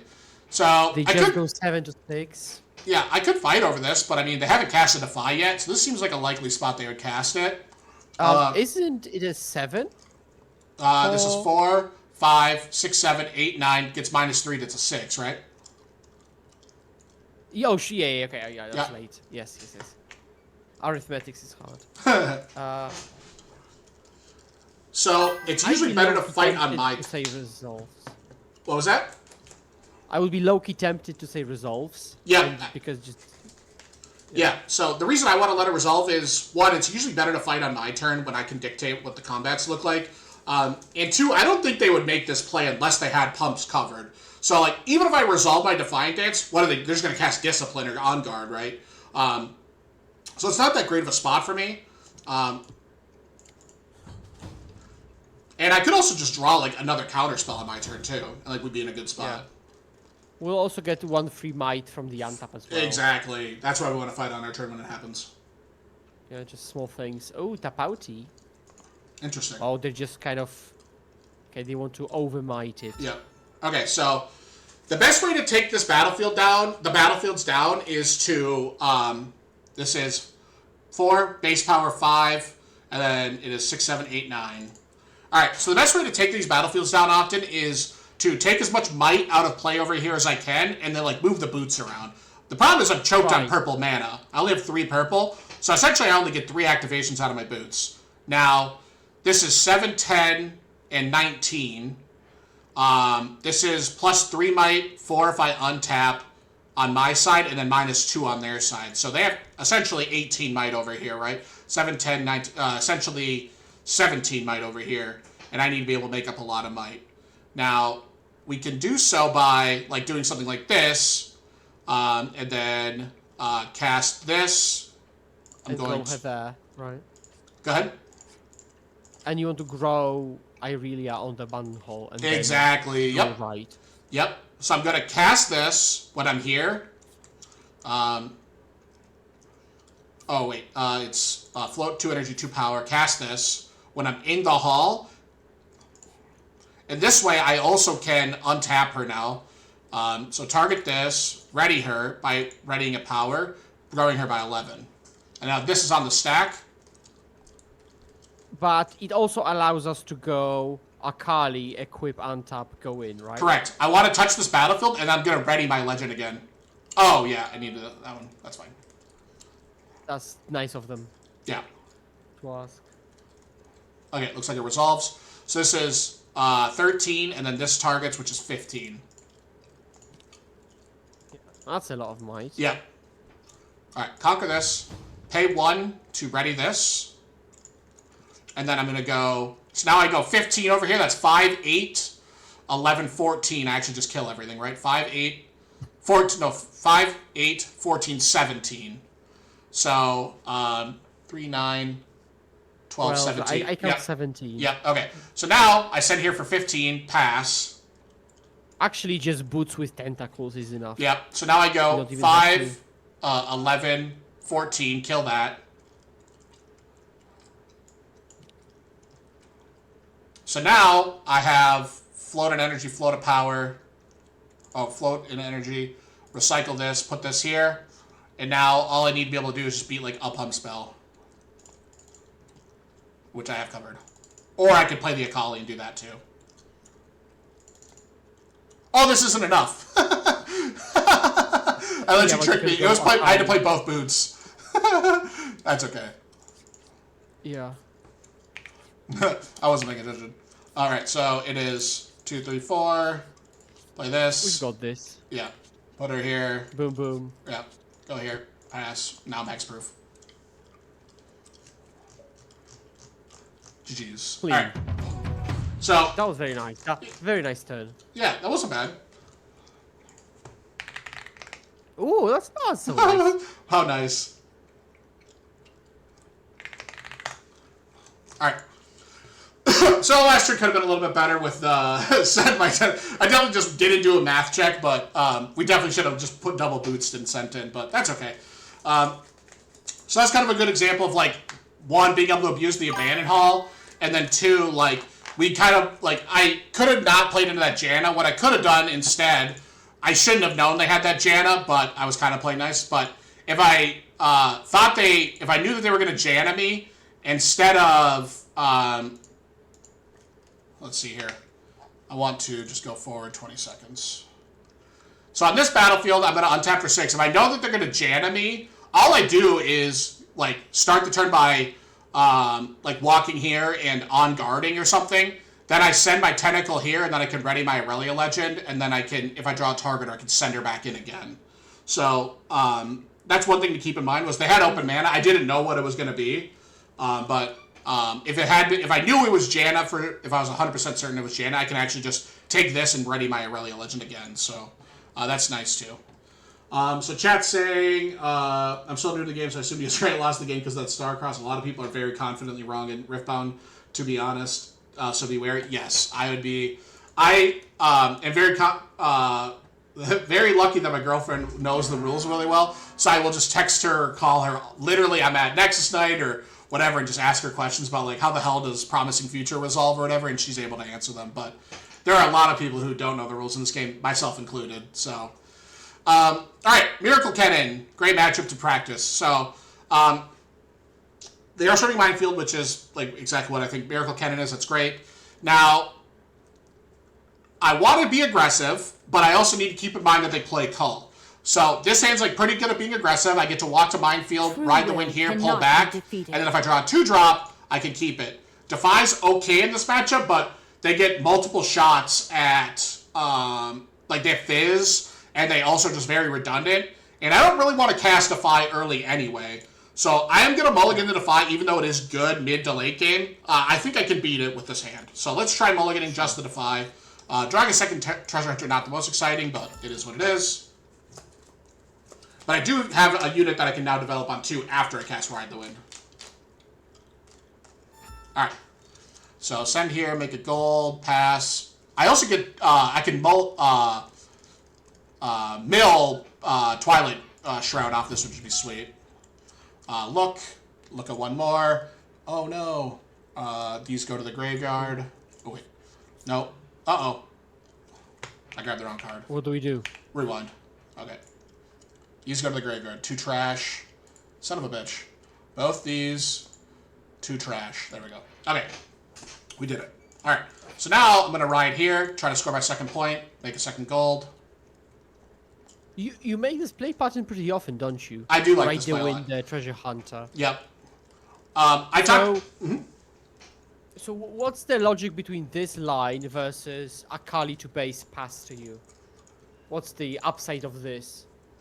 Yeah, so I'm not really that excited about casting Akali on this board. She can be fine, but both these wearing it on guard pressure this battlefield, pressure this guy, right? And I don't necessarily need to play the Akali right now, especially if I'm able to score early points with these guys. I want to try to use these guys as quickly as possible, as efficiently as possible, because I want to generate as much gold as possible quickly, and that way in the mid-game, when I do need to develop my Akali, I can not have to recycle a bunch. So I'm essentially trading 1 rune early game to make my mid-game much better. So now, I could, like, what is the best line here? We could walk here on guard, kill this, score my 3rd point, walk here, go score my 4th point. The problem is they have, like, a decent back line, so I'm essentially throwing my stuff away. if I do that. Now, if I do that and my Akali gets culled the week, that's pretty bad. So I'm not really too excited about making that. I could, like... Oh, actually, I think I have a line I like more. And then the line is going to be walk my treasure hunter here, on guard it, ready it, walk back, walk this here, score my third and fourth point, and then I get to play Akali in the back line with cull protection. Ooh. Okay, So that's nice. I think I like this line. So I'm going to do this, cast this, boom, boom, ready it. This makes a gold while I'm doing it. Pass here. Walk back, make a gold. Walk here. Make a gold. Conquer here. And now I get to play Akali in the back line with cull protection. So now I'm up. Yeah, like, this board is a little scary because, like, I don't have that Defy from earlier. But this Akali pressures both sides of the battlefield pretty well. That's fine as well. Oh, I forgot to mill with this. I should do that real quick. Forgot to mill from minefield. I like that so many people still use just Magic the Gathering. Oh, it is all over the place. Yeah. So do we probably just go Irelia pass or just go to 6? That's just two different routes, right? Okay, we even go to 6? Well, we could go to 6. I could definitely get to 6 next turn. If I draw like a Boots or Ride the Wind, that would be best case scenario. But what we're probably going to end up doing is like walking here. I want to be able to draw off Sunken Temple. And then I'm going to probably walk my Treasure Hunter over here. Unless I draw like Boots or Ride the Wind. To be able to use the Akali to pressure both sides. But if I can get this Treasure Hunter to walk over this Treasure Hunter, that would be optimal. So now I can actually use the Twilight Shroud as well, so I'm not even going to really burn a spell to do it, which is nice. The question is, do they have Ride the Wind, right? So, like, there is a concern that they have Ride the Wind here. So what I'm probably going to do is start by walking my weaker of the two units in and checking for Ride the Wind. Because if I have Ride the Wind, they're going to use their Rasa to ride here and cover that. So I'm going to use this, and I'm going to just cast this here. And pump this. Okay. Yeah, that's reasonable. Yeah. Because then if they do have Ride the Wind, I can use my Akali to cover the minefield.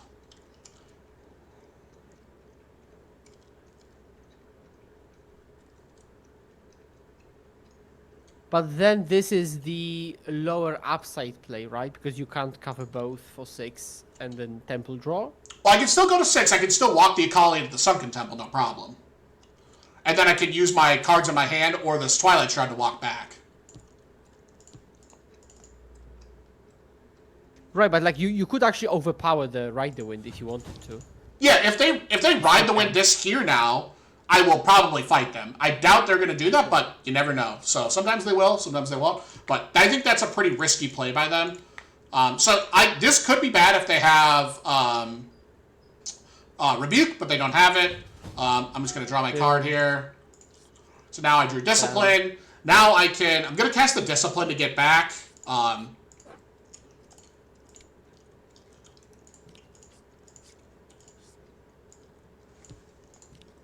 Finally.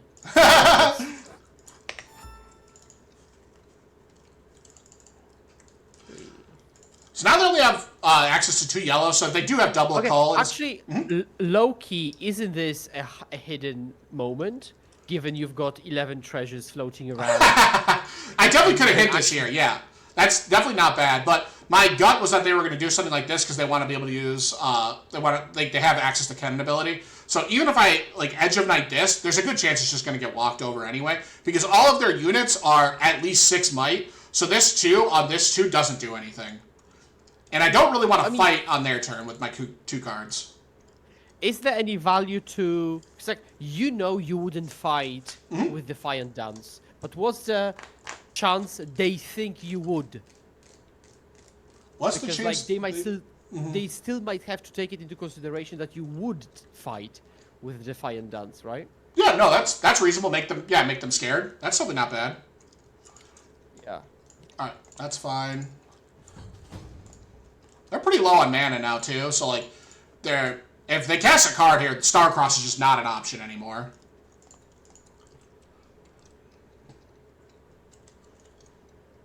I will say Akali and the Smoke Shroud have been pretty impressive. Yeah. Twilight Shroud. Yeah. And this is exactly what I talked about was, I was at 4 points, and the Twilight Shroud is castable 2 turns in a row. So the fact that I'm going to have an unkillable units back-to-back turns is very difficult for, like, even like a deck like this. Like, I mean, they have a shitload of might over here, but my Kali probably clears it. My gut tells me she clears it right now. Maybe she doesn't. I haven't actually done the math yet, but it looks beatable. I also have Irelia sitting in the champ zone. If they overdo it, we might be able to just take 0.7 hold to 8. Yep, that could happen too. It's a little risky. It's not risky, but we do have to keep in mind that they could always at any time ride the wind, so we do need to keep that in mind. But or play the Tide Turner from the shovel. Yeah, they can't hide it, so they would have to play it face up. But that would be something to be considerate of too. So no, now, but I mean, like, play Tide Turner, switch out the Rasa with the shovel, attack on the other battlefield. Yeah, exactly. Yeah, so if I let them hold here, that is probably something they're going to do, yeah. All right, so now we just got to do a might check. This is just going to be simple math, essentially, because now I have Twilight Shroud, so there's essentially no way I'm getting targeted this turn. I just need to do a might check. And this is 6, 8, 14, 18. I don't know if I can cover that, just rough napkin math. That sounds like a lot. But I have Irelia in the champ zone. Go ahead. Yeah, I was going to say, this might be an Irelia turn. Yeah, so there's probably a good chance it's an Irelia turn, and we probably, like, use the Irelia to break as much of this battlefield as we can, and then we use Akali here, pull her back, go here. That's probably what we're going to end up doing, but let's just double check. So this is 6, 8, 14, 18. So this is 4, attack for 6, attack for 8, attack for 10, attack for 12, and they had more than that. I think it said 18 over here, right? Yeah.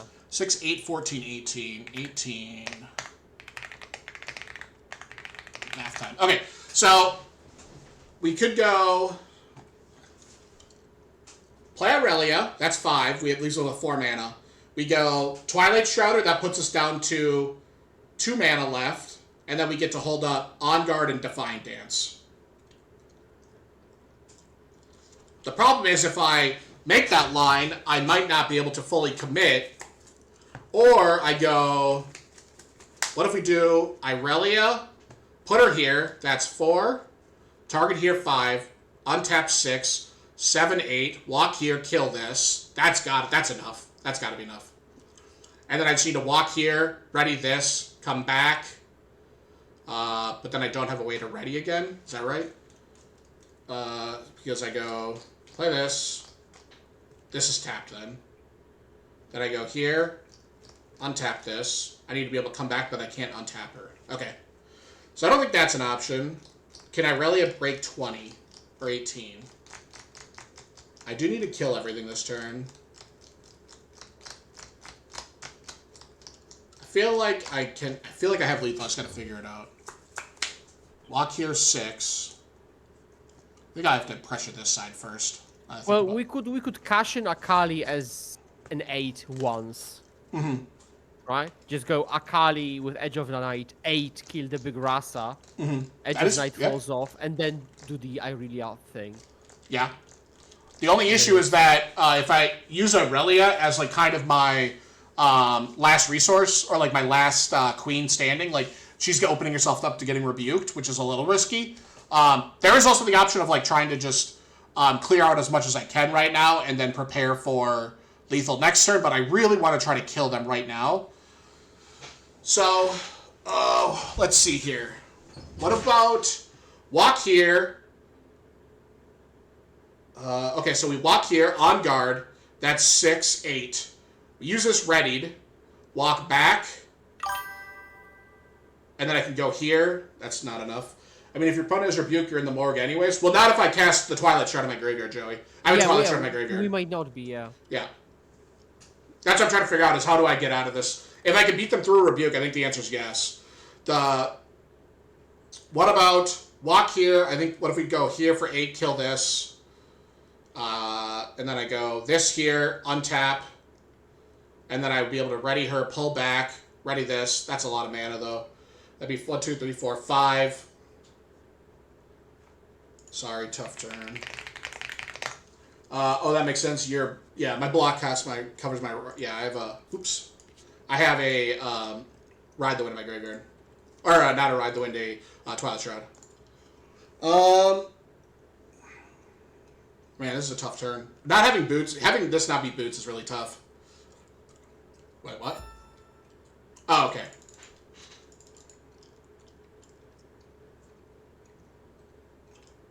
So we walk here for 6, on guard her, untap her.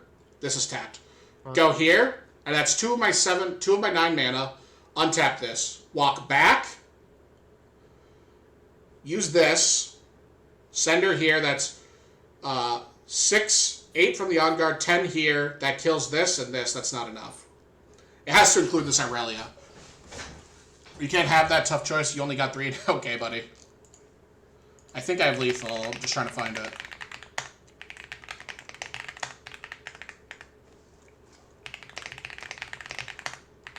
Alright, my opponent wants me to send it. That's fine, I'll just send it.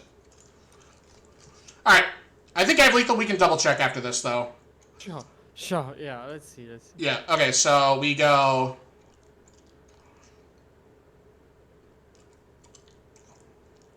So now I have access to 1, 2, 3, and I can't really play around Rebuke. So now I go... This is 8, or 6. Send here, that's 8. Kill this. Ready this, go here, untap this. I don't have Ride the Wind, so I can't get over here. Pull back. Pay for Conquer, untap. Yeah. Do I need my Akali to die? Maybe that's what I'm missing. Maybe I need my Akali to die so I get the Edge of Night back. Yeah, that's what I'm thinking, yeah. So what happens if I go here? This is 8. And then I on guard, or Define Dance, that's 10. Shrink this, that's 8, 10. Okay, let's do that. My opponent's getting restless, so I'll just send this. This. So this is base 6. Yep, and that. That dies. Okay. Then I go, put this here. Ready this. Yeah, I think I'm an untap short. Damn.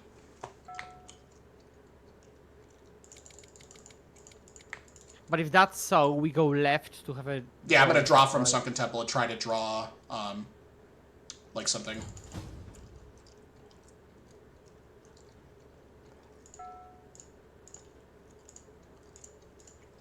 I can't tap my runes for some reason. Weird.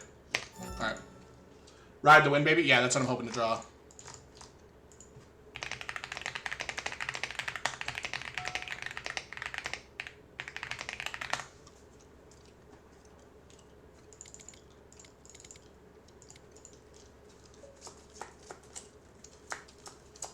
What is in your opponent's yard? Lots of good stuff. Your last rites should not be in your graveyard.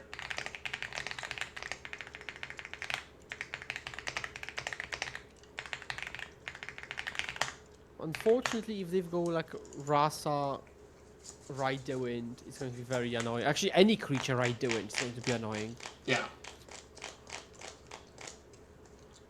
I have Ride the Wind covered at least. Actually, double covered. Yeah.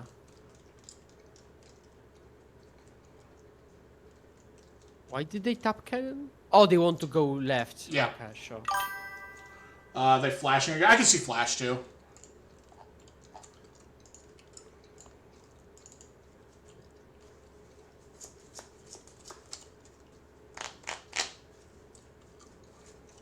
Oh, Cull the Week in the graveyard. They didn't take Cull the Week.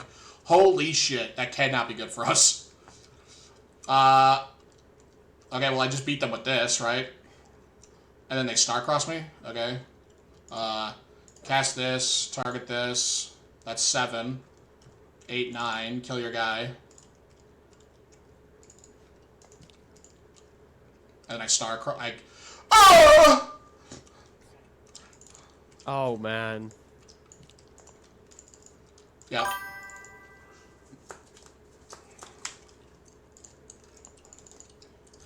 Should have countered the Ride the Wind. Yeah. Yeah. Always Defy. Yep, that was a mistake we made. I was worried they had Hidden Blade, or Starcross, that's just why I didn't want to do it, but oh well.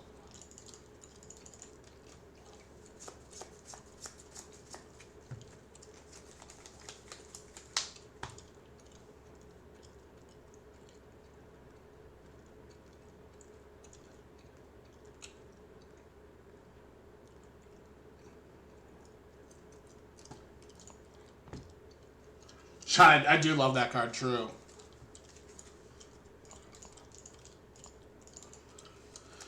Alright, so I mean, even a Collie's probably not good enough here. I mean, it'd have to be like Stella Corner to some crazy shit. Yeah. But, well, this is like an honorary W. Yeah, like I feel like I could find lethal, I just couldn't find it quick enough. I'm not smart enough, I guess, but I really thought I could have found lethal that turn. They were kind of just rushing us, but that's okay. Also, I think that's a very screenshotable thing for the guide, maybe. Oh, 100%, yeah. You just screenshot it, just add a disclaimer that you've got the shroud. Yeah. And that's it. And then let the people do the math. Although Classic. it would be still nice if you figured it out yourself then. Yeah, right? Remember that on Metafy you've got the hidden option. Oh, 100%. So you can hide the answer. Yeah. Well, So, yeah, I would need to watch that again. That was like a really close game. That's a tough one. I feel like we had it, but that's okay. That's a good one to learn from. Alright, we're going first, so I don't really want Up from the Deep. yeah.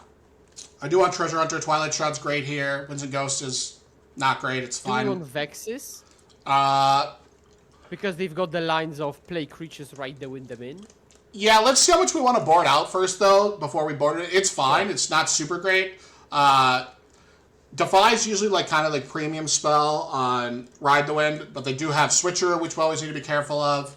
I do like Flash. Guardian Angel's like not super great against them, so I usually like trimming a Guardian Angel against them because they not only have Salvage, but they also have Star-Crossed. Do you want to play Charm? Because That- I don't think charming anything in or out. Yeah, we could try. Like, I don't mind this. Let's try this. Yeah. Charm's fine. It's not great, but I kind of agree with you. I don't really like doing it, but no, not so fast on this list. No, we have a Twilight Shroud main deck and a hard bargain. That's kind of where that would be. It's a good question though. All right, don't love to finance, and I need a unit, Yep. so let's just do that.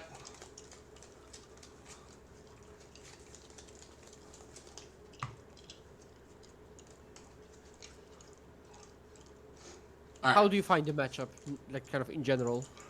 It's about 50-50. It's not great. It's not bad. It really does come down to, like, I needed to win game one. Now I have to slog through a bunch of stuff like more gear hate and stuff like that. So it's going to be kind of annoying. Oh, you're in the draw. Okay. Yeah. Well, they're on the draw. I went first. I just missed my 2-drop. So, unfortunately, missing your 2-drop in this matchup is quite bad because now they're going to have tempo, and I need to race them, because the longer the game goes on, the more Rosses I have to start slogging through.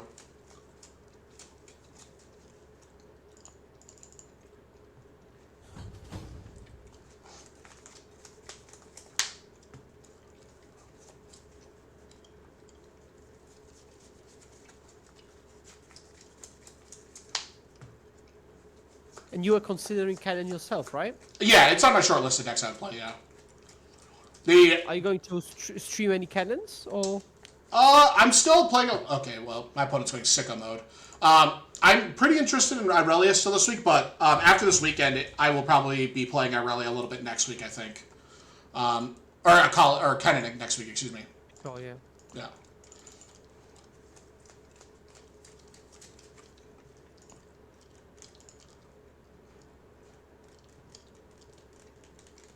Oh, yeah, they are going Xerox, proper Right? vintage gaming. Hogak Pass. All right. So we always want to be wary of Ride the Wind. So I am just going to move this in, draw my card, and then I'm probably throwing one copy of Defy, but let's just double check what I draw here. Pass. Yeah. I want to Well, keep we have this. 6/2 runes, so maybe we can still. I'm going to trigger this, and now I want to keep the flash, so I think I am just going to throw. I'm gonna ride here to go up to get to 2 points and untap. So I want to keep pump spells. I want to keep this ride. I think I'm gonna throw this. Draw. What about kind of maybe developing, maybe not this turn. I was thinking of developing Irelia and having Defies up. Yeah, that's something not bad either. I really want to try to get to 2 points here though, but I definitely think getting Irelia on this board because it is bigger than these is probably not a bad idea. But the problem is I'm not really able to play defense yet because they're going to be untapping the 4 and they have an empowered cannon.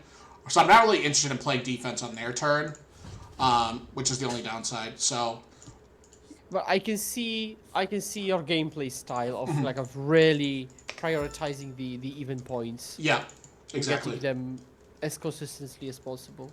Yeah. Joey says, I feel like Devi has some good text with them on Sophia Rins and need to cast decent spells to stop. No, that is true. That's why I had to think about it. But it felt like the game wasn't really progressing in a way that I felt like I was going to need to cast multiple Defies. And since I have the Flash, I think I prioritize Flash more than Defy on this board.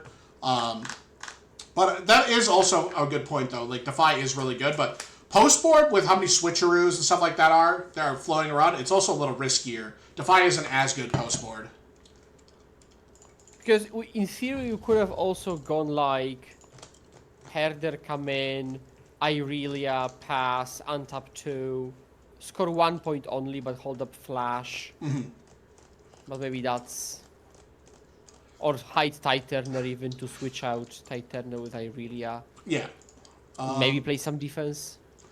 Yeah, I think I'm more interested in trying to fight when I, on this next turn, and then I'm going to hold up this Flash. So now I can, like, walk up. Unfortunately, you're just going to keep casting Ride the Wind over and over again, but my opponent's going infinite. True. Now I can walk up, put Irelia on a battlefield, and then hold up Flash when she's already on a battlefield. So then I'll be fighting a little bit more effectively. Are we defying the Ride the Wind? Not this one, no. I want to hold the Defy for when I have Irelia in play already. Sure.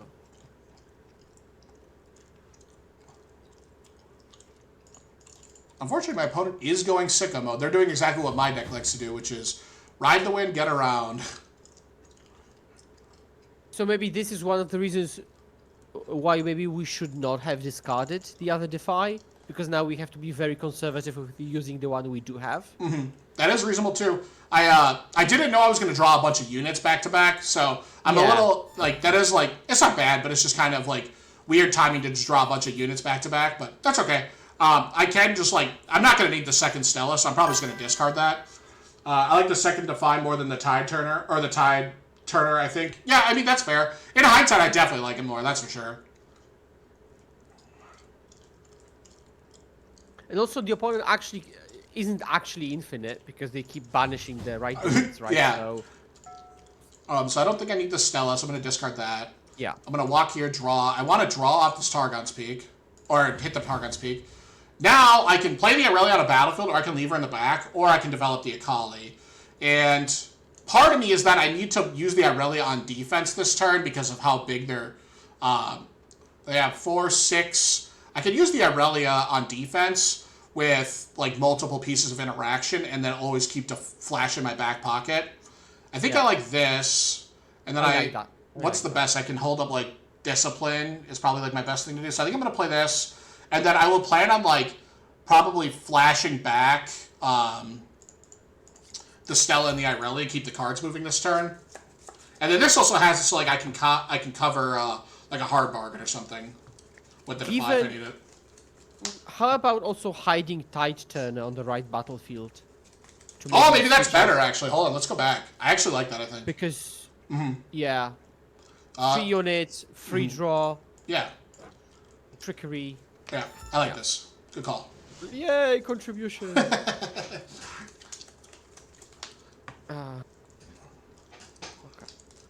This also does make it. This makes us much better into something like Rebuke too, which is nice. Because now I can flash back and then still pressure a battlefield.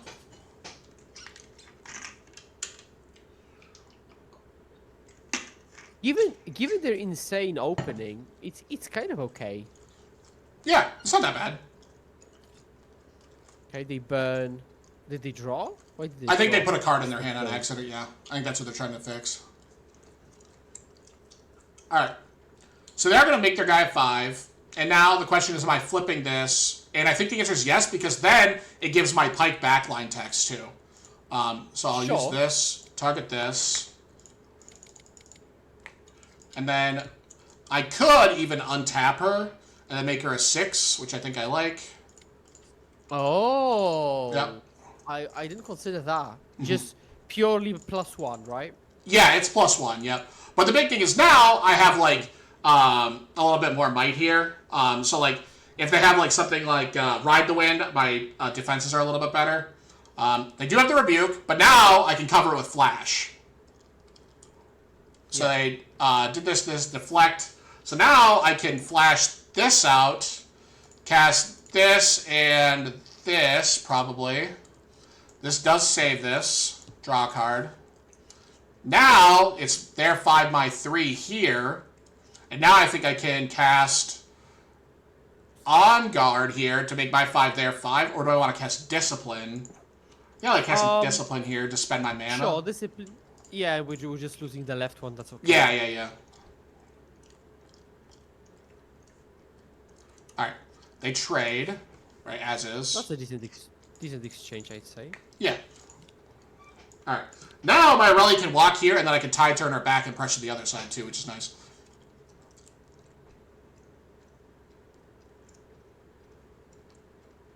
I think she's actually untapped because she's flashed.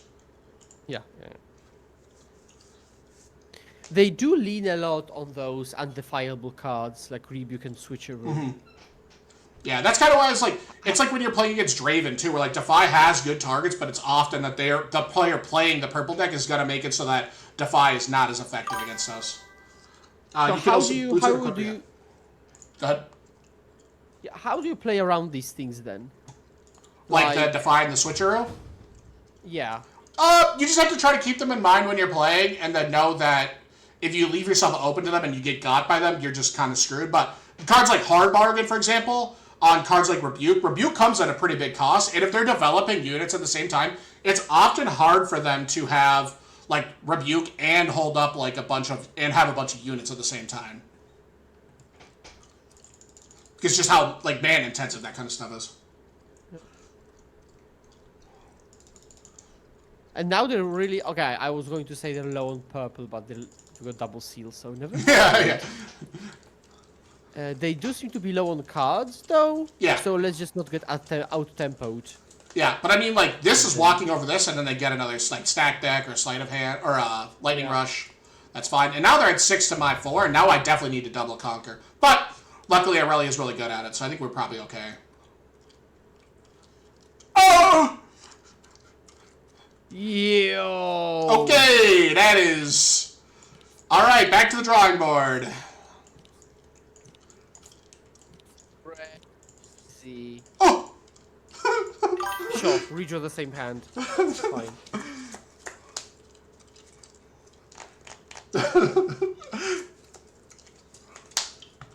As long as I don't have a Rasa here, I might be okay. I almost shot you when you took Defy down. I mean... I didn't know they were going to invert timelines me.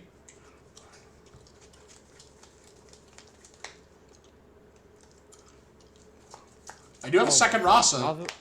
Crazy. Okay, but I can cover them. I can cover things with Ride the Wind next turn. Okay, so that card is most definitely Switcheroo because it's always fucking Switcheroo.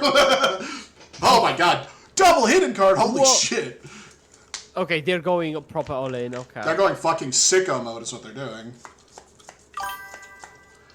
8 cards to 4, and your hand got better. True.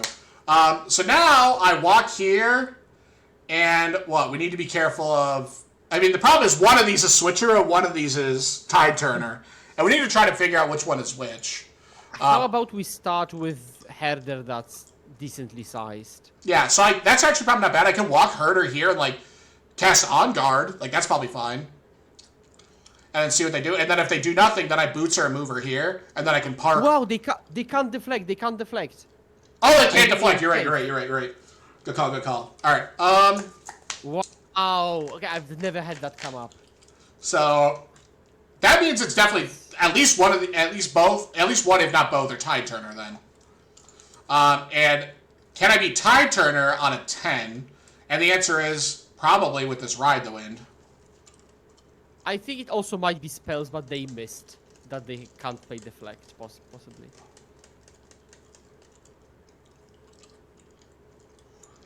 Alright, so the best way to go about this is...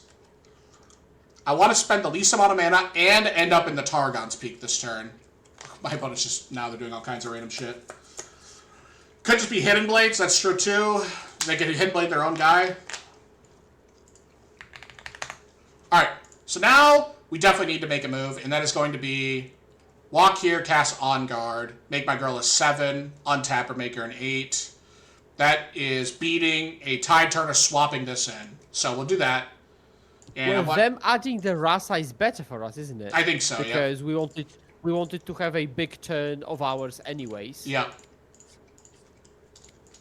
So 7-8 pass. Oh, I'm so waiting for that switcheroo. Okay. Switcheroo is fine. Sure. Now I beat this with Discipline. Make my girl an 11. Yeah, 10-11. Draw. Okay. Conquer this. Now I got Boots. We triggered the zone warrants, right? Oh, yeah. True. Discard I didn't discard this. Wait. Oh, yeah, I'll discard. We don't have the mana to commit 4, I guess, or do we? I'm gonna double check. Yeah, because we got the zone trigger. Yeah, I don't think I have enough to pay this. I need to play the Boots then, yeah. Exactly. Yeah. Yeah. Boom. Ooh.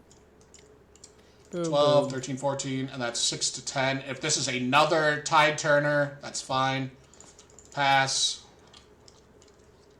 You can't.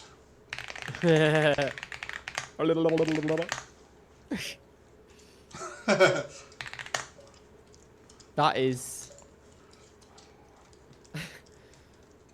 Okay, that does not happen too often, but that's funny. Alright, and then... Bam, move, trigger, draw, untap, pass. Your opponent is going to erupt when they try to switch with that. Joe, a literal gargoyle. I think they should have held both Rasas in the back line. That would have been much tougher for me, for sure. Yeah.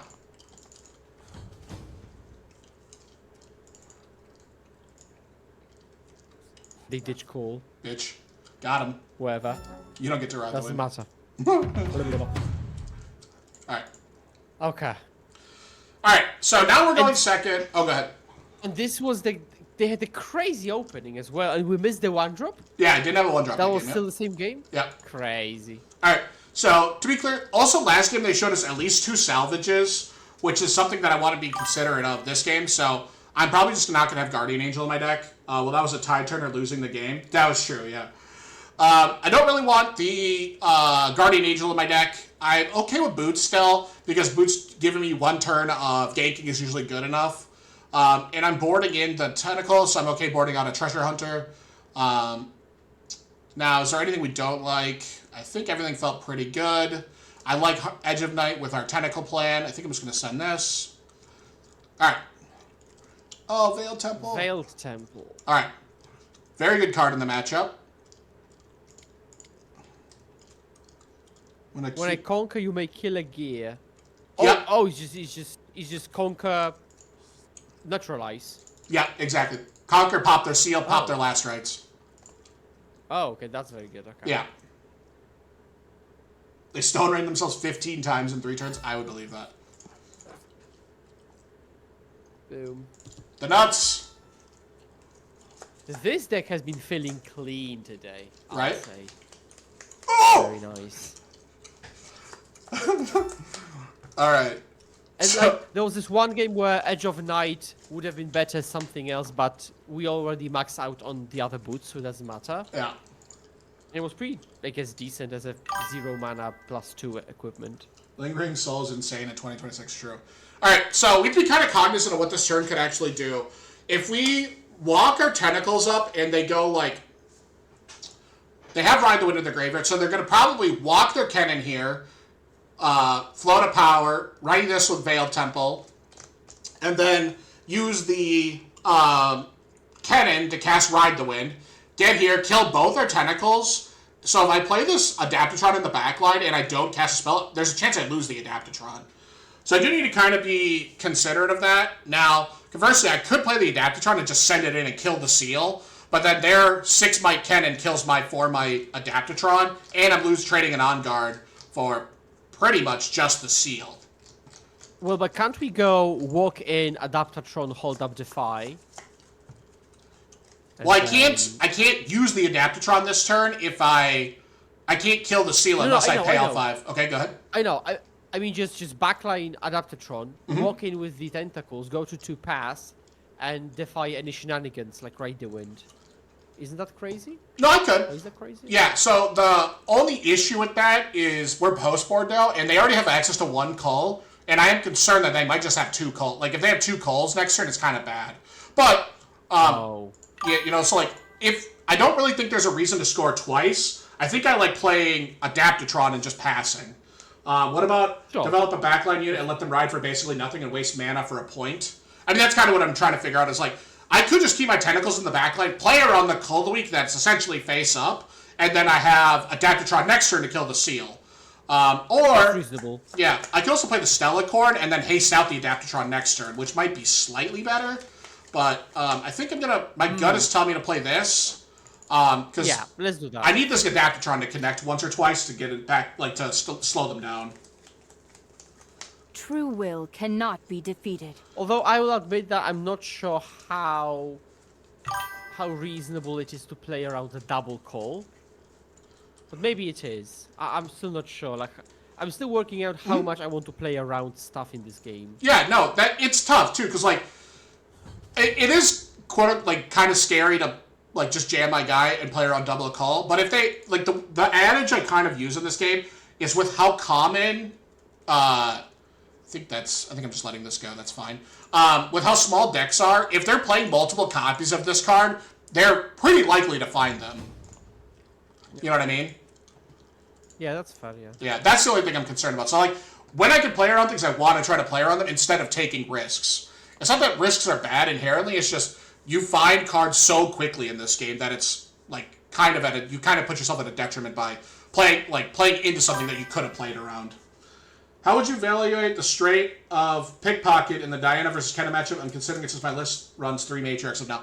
I think that Pickpocket is one of the better cards right now against Kennen. I think that's a really good option. That was a pretty sweet draw, because now I can put my Adaptatron in the Abandoned Hall, walk a Tentacle in a Veiled Temple, play the Stellacorn in the backline, hold up Defy, and get to put the Edge of Night on the Adaptatron and on guard the Kennen in combat, which is like pretty sweet. So I'll pass here. Go ahead. Edge of Night, pretty decent. Yeah, I've been liking this card. But also so was Spike. Just zero mana might has been decent. So we apply buff, we do that. Yep, I'll play this in the back. I will then hide a card here, and I'll walk here to 2. Yeah. Nice. Not a bad turn, all things considered. Sean loves edging someone, clip it. True, true, true. You don't active the overlay for red card? What do you mean? I don't know what you mean by that. Ooh, okay. I'm hoping the other Adaptatron is going to take out that last right. So the funny thing is, face up, I actually beat this right now. So this is 4, 6, 8. This is 6, and then this is 7, 8, 9. Alright. No, yeah, nice. Draw 1 from Herder. I played the Herder. I didn't move it, so I don't actually draw a card yet. So there is a possibility that they just send this Kennen into the Veiled Temple, which I think I'm fine with.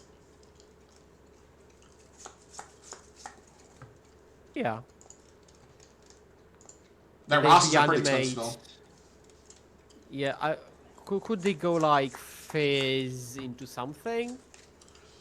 What would they even Fizz? Yeah, they don't have anything too crazy. Now, they could have, like, salvage on this Edge of Night, but I have that covered with the Defy. Right. You don't active the overlay for red card. I don't know what you mean, Gustav. Do you mean that there's an overlay for Twitch now?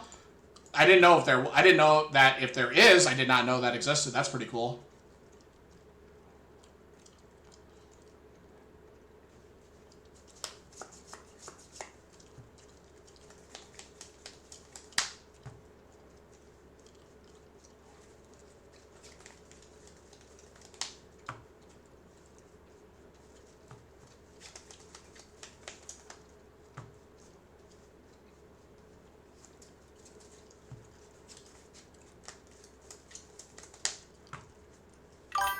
They've got so many cards in hand as well.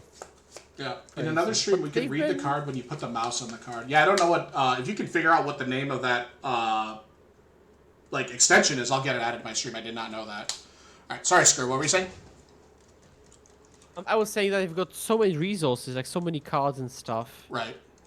Weird game. Less turbo-y, more mid-range, I guess. So, it looks like they're passing. And then I'm going to cast this. That will make them use this. And then I can use the Edge of Night. I don't think I want to show them the Edge of Night yet, because if I use this and then pass and they pass back, that's kind of annoying. So I'm just going to do this. Oh, wait. Actually, maybe I want to reveal this and then make them do something. I'll do this, actually, and then put this here. That makes this a 6. So I did something. Now they have focus. Now they're going to activate their guy, making it an 8. And then I will activate mine, making mine a 9. What is head hang out with Ben? What do you mean even? But yes, I'm Polish. Sorry, but I don't know how to do this. Is this guy Polish? It sounds like he hang out with Ben. Skura might know Ben, actually. I bet you they have switcheroo. God damn it. I can feel it in my loins.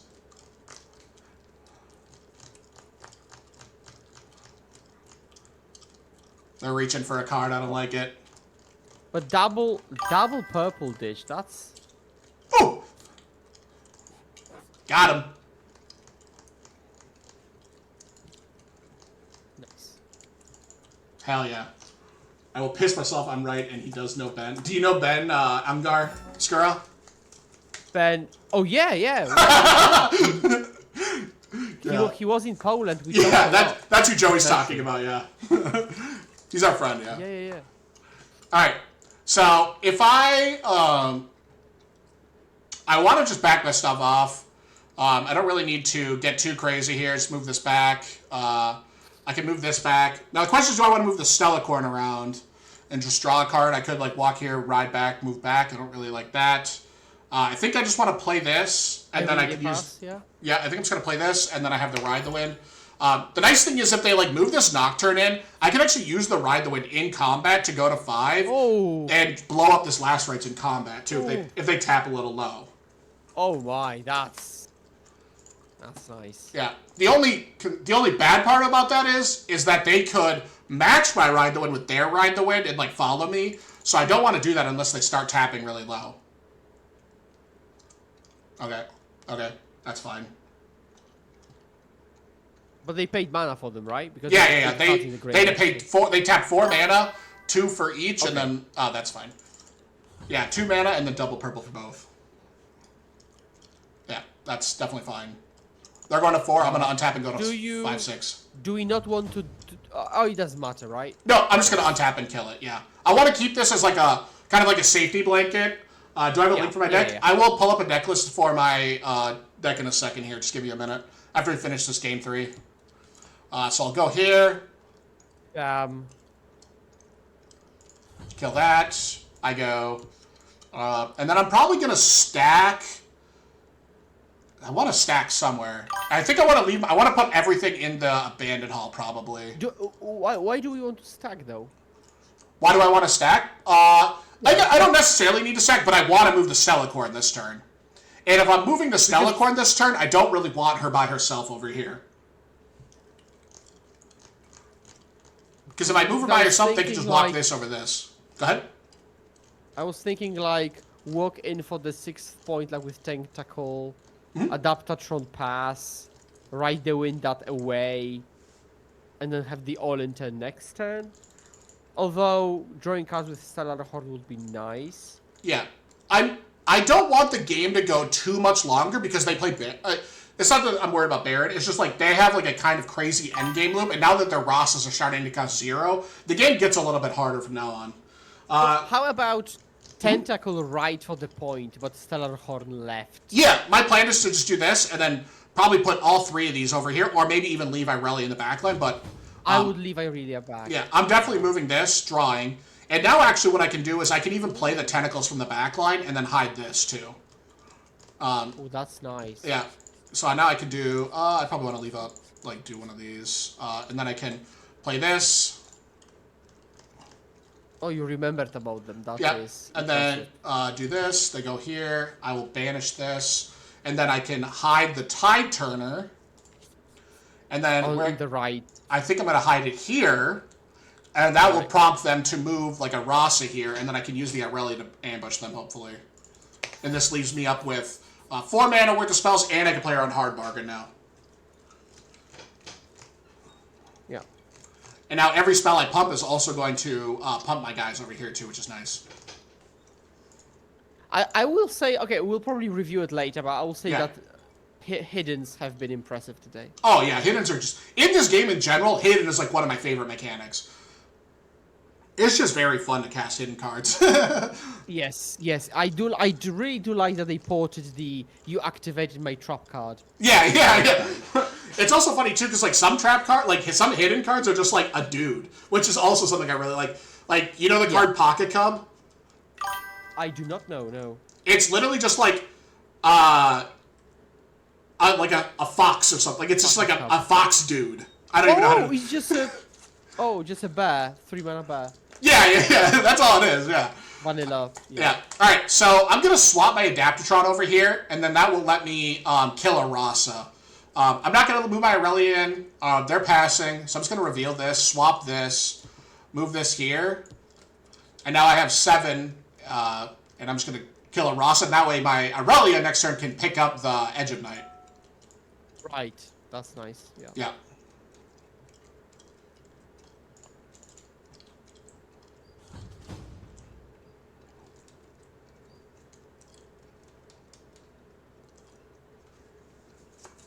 I am used to hidden because of trap cards. Oh, 100%, yeah.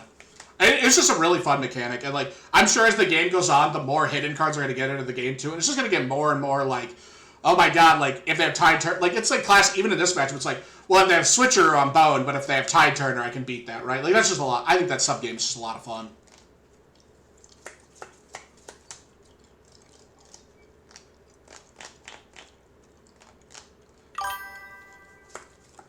All right, Fizz, sure. Ride the wind. Where? So just okay. So to recap one of the things you mentioned, if we ride the wind Irelia in, she would get the whole buffs. From Abandoned Hall, yeah. To Abandoned Hall, I mean. Yep, yeah. So if I go into Abandoned Hall, she's going to get pumped by Ride the Wind. So the thing is, now, I can go for the kill. They can't rebuke me, and they can't star-cross me. So if I ride this Irelia here, I take a point on 7 and probably kill them. I like that. So I think before this showdown closes, since I have priority, I'm going to Ride the Wind by Irelia here. There we go. Clean. Let's go. Yeah. That was nice. Nice set. Yeah, nice. So, yeah, let's just take another... I want to take a look at Game 1 again. I know that we kind of, like... We really waited on that game, but I just want to quickly debrief on this one. I want to see if we can figure out lethal here. Yeah. Alright, so... Let's grab, like, actually, literally... You just do this and grab, like, paint or something. MS Paint. Yeah. Literally what I'm going to do. Hold on.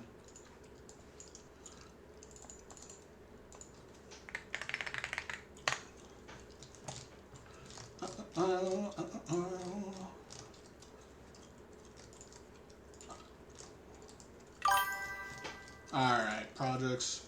Yeah. Sorry about that. 1 second, let me grab the deck list for you. Alright, here's the deck list.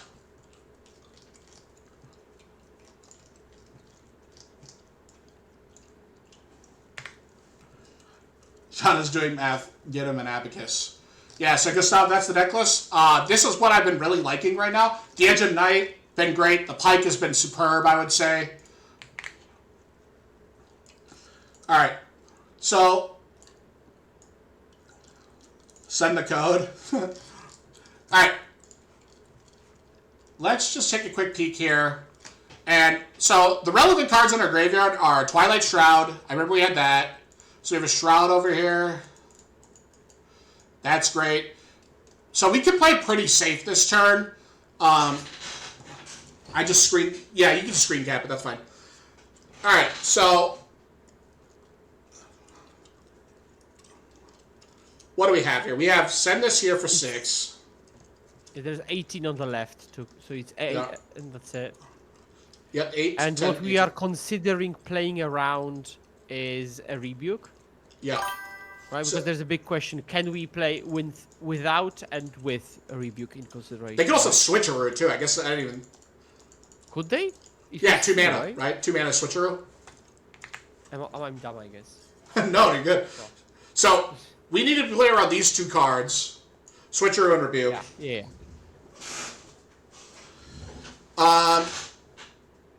Now we can send here for 6, walk over this, and if we cast this, that's 1 mana, and we can recycle this. So this is gone, and this readies this. Yeah, he had switcheroo. He literally used it the next turn. Well, the question is, we could use the Twilight Shroud to beat switcheroo. We have a Twilight Shroud in our graveyard, right? I guess maybe you weren't here for that, Excalibur, but we have a Twilight Shroud in our graveyard. That's what we're trying to figure out is, can we cast this, and the Twilight Shroud and beat everything? But 2 costs now in 3rd turn. Yeah, maybe. So send here, and then we ready her. That's 1 mana. Then we ready our Legend here. That's 2 mana. Walk her back. Then we can cast the Twilight Shroud. Use this a second time. That's 1, 2. So we've used 4 mana, and we have 5 left. So pull her back. She's an 8. Send her here. That's a 10. She's an 11 with a Twilight Shroud on it and this on her. Alright, so that's 11. And that leaves us with 1, 2, 3, 4, 5 mana, but our Legend would be tapped then. Yeah. Which, not great. Okay? Defiant Dancer? We could. That's what I'm trying to... Not enough. I don't think that's enough, because if I Defiant Dance, then I'm just 13, and then there's 16, right? 216. That's Yeah. barely, yeah. So this line doesn't work. The Akali can't do it by herself, which I think we knew while we were playing. I think we had that feeling. Now the question is, can we get the Irelia in here? And if we just go...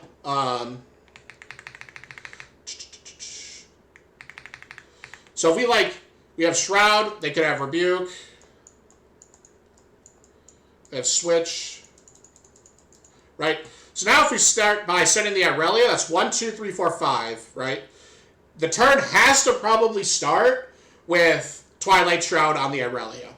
So that's Irelia 4. So the -2 is 12 there. No, this is 6, 8, 14, 18. This is 18 might over here, right? This Ross is wearing a Last Rites. So this is 18 might, not touched. So if we play the Irelia, -6 because of dance. No, Defiant Dance is only -2. So if we play the Irelia, that's 5 of our runes, Twilight Shrouder. That makes Irelia from a 4 to a 5. Target, untap 6. Shroud Pump is 7. Put the Edge of Night Honors 8. That makes her a 10, right? So we could send here for 10, break this battlefield. We kill maybe both these, or we need to kill both these. So we kill both those. Then, and we haven't cast this pump spell yet. What if so we have 2 open mana. So we have 6, 8, and we haven't cast a spell yet, other than Twilight Shroud, right? So 4, untap 5, target 6, 7, 8. So we have 8 coming in, and we haven't cast anything. If we cast this, that's this, right? That's 9 target, 10, 11. That makes her an 11.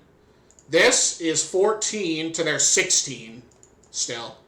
So even if I set full send with the Irelia, the Edge of Night, the Defiant Dance, and the On Guard, that still doesn't clear the left-hand battlefield if I cast the Twilight Shroud.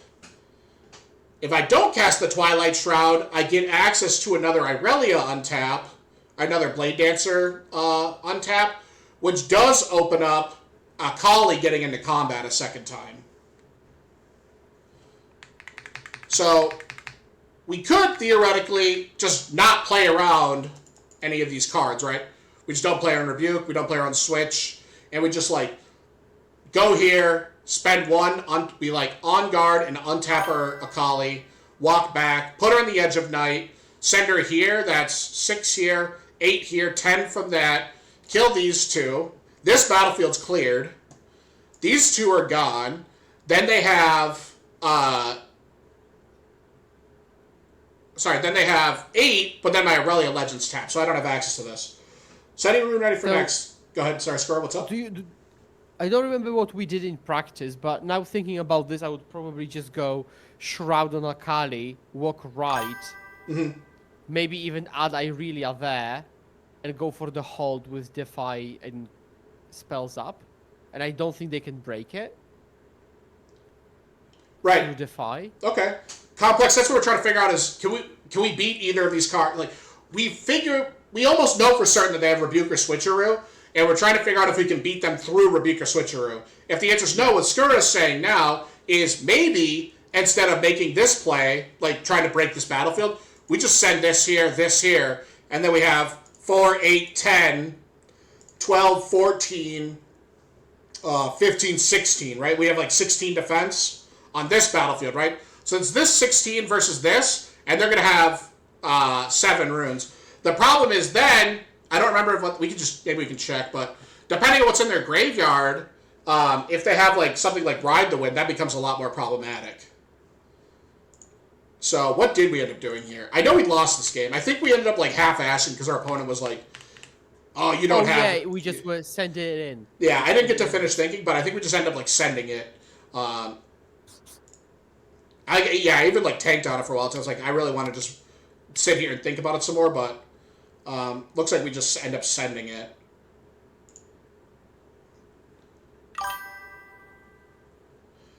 I like sending a Kali on Kamikaze mission than using Irelia on a hold with Defy mana.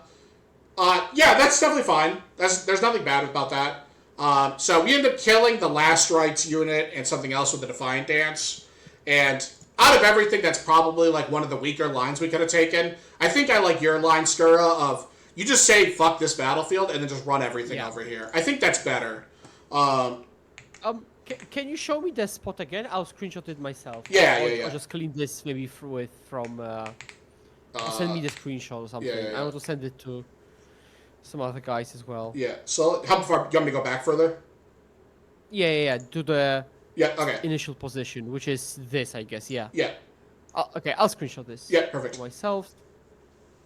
That's very nice. Okay. Yeah, so like I said, with the 2 mana up, we just need to be cognizant of Rebuke Switcheroo, which we end up getting got by Switcheroo like a turn later or something like that. So like, they maybe had it here, maybe they didn't, I don't know. But we do end up getting hit by Switcheroo like the next turn when we go for lethal. So that is a hard like push and pull of this matchup. You need to be cognizant of that. But yeah, it looks like the line we take is like, kill everything over here, send Irelia here. Oh, and then we make a decision. This is the mistake we make, I bet. They start tapping low, and we don't end up defying this Ride the Wind because I'm worried that they have Star-Crossed. Yeah. This is the mistake we make. So, I'm supposed to just defy this, and then if they have Star-Crossed, our Irelia's just back in our hand, and then they're tapped out, and then I can probably kill them the next turn. So, we kind of, like, went from a bad position because we got a little rushed, and then I should have defied this. I chose not to, thinking of Hidden Blade or Star-Crossed. And then I think they tag us with a Switcheroo when I do this, right? So that makes my girl a 9 to their 8, and then they Switcheroo me and I lose. So, yeah, that's the problem is, defying the Star-Crossed is easy. Defying the Ride the Wind was what I should have done. Did you get a peek at what they had in the graveyard? Any relevant cards in that spot that they have in their graveyard, or? Let me see here. Not a great look. I mean, doesn't look like I get a great look at it. Yeah, I don't see a way to... Doesn't look... Oh, here we go. Okay, okay. Justify the Starcross? Well, there's no Starcross. They're not casting a Starcross at all. They're casting Ride the Wind. So, that was my thinking was, if they Ride the Wind, which I let resolve, I beat in combat, right? My thinking is that they're going to cast Starcross if I go for this, and if I on guard my Irelia, making her a 9 to their 8, I have Starcross covered, and and then they, this may be a little misleading. Gustav, I actually say in chat, I only have 2 mana open, because the game wasn't letting me tap a rune. Maybe you're not aware of that. Yeah, like, I only have 2 open mana. You actually see me in chat, too. Like, I only have 2 open mana. For some reason, the game wasn't letting me tap one. Okay, so, yeah, if I defy this, we're probably fine. But I think what's going to happen is they're going to ride the wind over. They're going to cast a Star-Crossed from their hand or something and bounce my Irelia out of play. But, one, in hindsight, that's actually okay for me because not only are they recycling a shitload, then their cannon's not conquering. So because they're making this play, I should have had to read that there wasn't a Star-Crossed. Like, I don't need to worry about Star-Crossed. So, I guess, conversely, if they have Salvage or Hidden Blade, that was really bad, and I could say I'm saving Defy for that, but I shouldn't say I'm defying a Star-Crossed. I would defy a Star-Crossed, probably, but that's not, like, that shouldn't have mattered. Like that shouldn't be in their range right now. Because you're Irelia, you don't lose Temple from that, there are just a few runes down. I try to stay in this experience, yeah, for sure. But I shouldn't put them on Star-Crossed here, because they don't have a unit to Star-Crossed. They just have a fucking cannon, right? Now, if I let this resolve, and I blast my Irelia with Hidden Blade, yeah, that sucks, but I'm also just going to get to draw 2 cards, and I might just kill them still, right? So, I should have defied this. I didn't. But when we were playing, I said I want to counter Star-Crossed. Star-Crossed shouldn't have been on my mind. It should have been, if they're making this play, they definitely have Switcheroo. That I should have thought about that. I didn't. I'm afraid of Cullen Hidden here. Yeah, I mean, there's a lot of cards to be scared of here, but, I mean, it's 7-6. Like, there's not a lot of runway left to be playing around things. So, overall, I like that match. We ended up taking it 2-1, even though I feel like we could have won game 1, but, it's okay. But that was a good match to play, I think. So let's see here. We got about 7 o'clock. Skura, do you want to stick around for a little bit? Are you going to take off? And I'm fine playing another one. Let's do one more then. Perfect. Or you force the trade. Yeah, for sure. Sometimes you just take risks and win games. I mean, yeah, but it's also just better to play without taking risks, right? Like, Ezreal. Okay. This is a matchup that I enjoy playing, even though it is, like, under 50%. But Akali does make this matchup much easier than it used to be. Alright, lose the Dyrel. That's okay. Alright. 2 great cards in our hand. But we don't have a 2-drop. I'm looking for, yeah, exactly. So, the question is, do we want to keep the Discipline and the Ride? The answer is yes, but I think I need to find a 2-drop. And I don't think I'm ever throwing a Stellacorn. I really like Ride the Wind, but I am playing 3, so I'm okay mulliganing 1. I think I'm going to mulligan the 2 middle cards, and pray to God I draw Treasure Hunter. I'm not sure if you said that, I didn't catch it, but why did we keep a double 4-drop and we have an Irelia on the draw?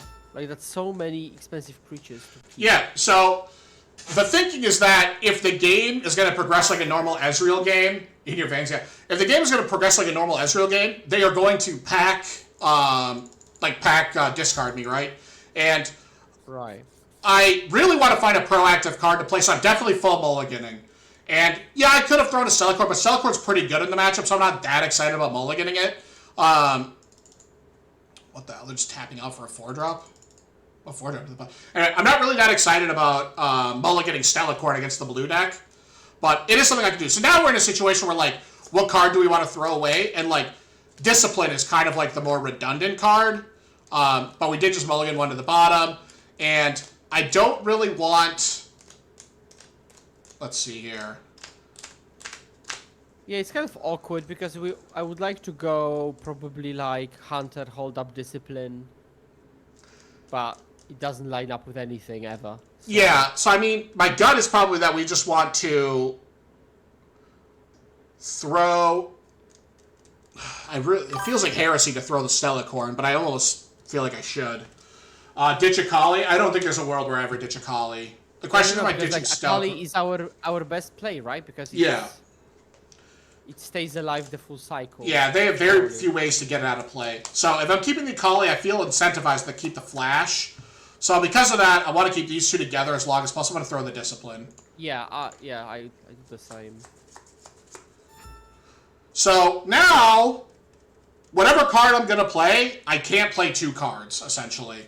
Because I need to be able to have options against like Bewitching Spirit twice or pack Bewitching Spirit. So I don't want to discard a bunch of cards. So I'm going to start with this to try to build up my rune economy a little bit. And then I'm probably going to end up discarding the Guardian Angel. But I'm just going to do this. And this also lets me pressure this Bewitching Spirit too. If you don't say a joke, you can play slow between Israel, you have the matchup. If I don't say a joke, you can play slow between Israel and you have the matchup. Yeah, for sure. But now they can't really walk in with the Bewitching Spirit because wherever they go, my Stellacorn's just going to go. And then my Treasure Hunter just jumps to the other battlefield. It is kind of annoying if they have Pack here, but I want to try to keep Akali in my hand as I want to keep Akali in my hand as long as possible until until I'm ready to play it. That is the downside, but Whoa. What the heck? Okay, no board, got it. That's aggressive. Okay. It is definitely aggressive. All right. If they score this, oh my god, that's so good for me. So now I'm just gonna full send it. It's not super great, but I'm gonna full send it. I am gonna play this. I am gonna do this. I am gonna do this, and then I get to draw out of the Sunken Temple this turn. Yeah. And it is really hard for them to interact on this board state. Also, the less I touch Sigil of the Storm, the better. I don't want to be recycling a bunch. Yeah. And then I'll draw here. Perfect. Ooh.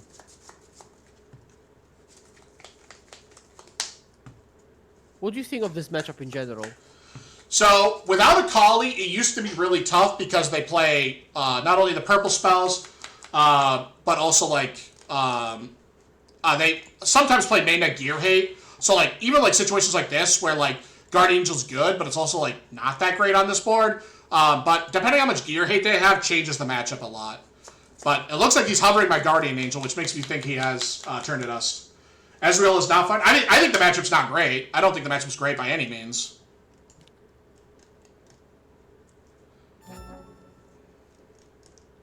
Back this off. I don't want to give them a combat to interact with my Akali. And then I could play this, and then just hold up my Defy. Yeah, I don't like the matchup very much today. It used to be a lot tougher than it is now, but I still don't think the matchup's that great either.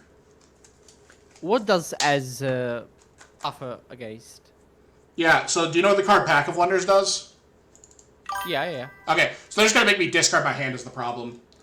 What is ever Irelia turn 2 to make them sweat a bit since Akali was already in? I could have. Yeah, that's not bad. But another nice thing, though, too, is, like, if I keep this in the champ zone for long, like, let's say, for example, I had played the Irelia earlier, and they just played list my Irelia, and then Bellows Breath my Irelia and Treasure Hunter. That's pretty bad.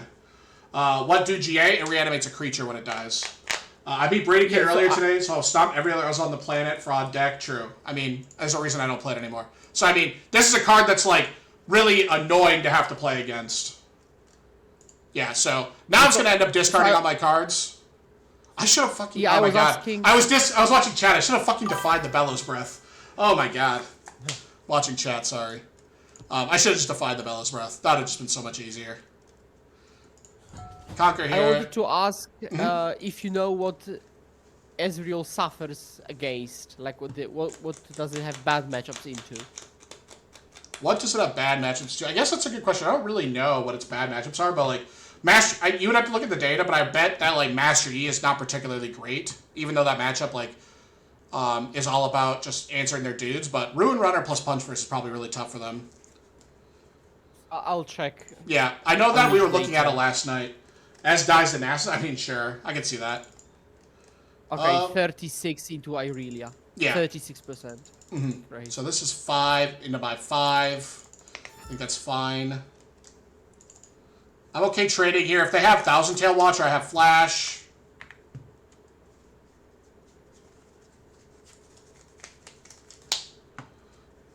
Losing that Stellacorn because I was watching chat was so dumb. That was my bad.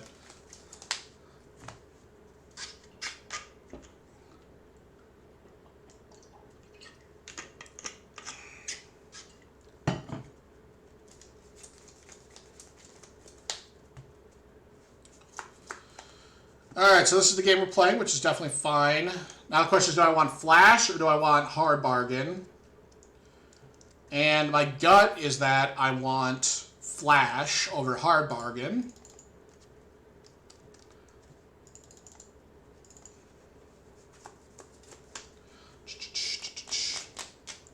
So now if they do something, I can Flash away. And then their guy gets bounced.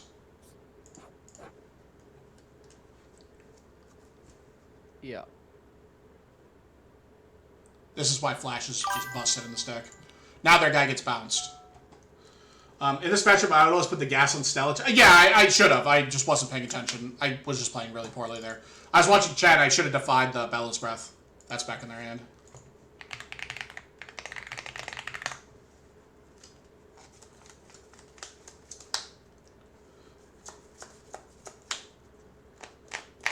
Yeah, I would have, like, played the Stella and, like, hasted it in if I could have. I just wasn't paying attention very well. Should have resolved since there wasn't valid targets. You do as much as you can.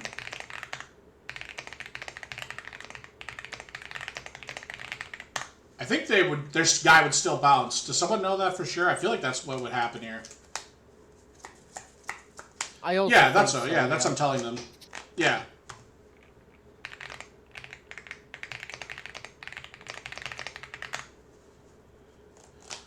Yeah, they try to do as much as they can. That's what I thought.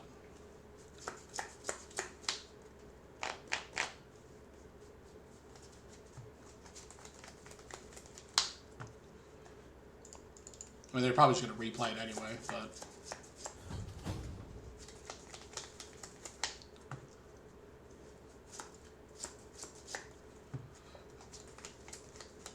Yeah, like Magic? Yeah. So, Skura, how much have you actually gotten to play in Paper of Riftbound? A lot or no? Actually, a lot. Nice, that's awesome. Because basically I invited a couple of friends over, and a different friend, a different day, and we jammed like 6 hours of Paper Riftbound. Sure. And I did that for like 2 weeks straight. Nice, that's awesome. I also played one showdown, the first European showdown at that.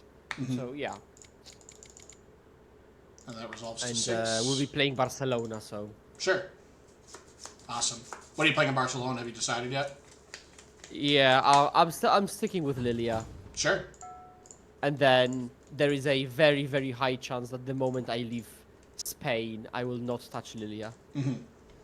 But I don't want to convert just too soon. Right. As in, too soon into the event. Just stick with it, do my thing, and then potentially switch to Irelia for the next one or something. Yeah, makes sense. I definitely want to be a purple enjoyer. I mean, Right. I am one, but I do this in practice. Yeah. Cannon's also growing on me. I like the purple stuff. Yeah, for sure. Has said everyone, I guess. Yeah, exactly. This is pretty much GG. I mean, I'm thinking so. There's also, I was even thinking about it there.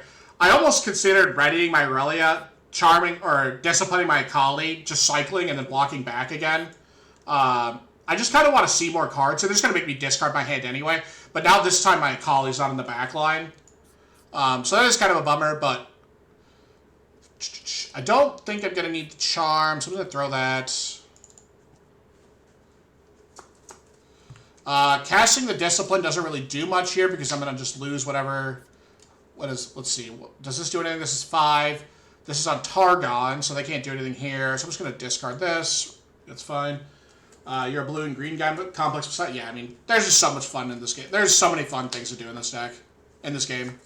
Nasus just looks like a fun deck to play too, for what it's worth.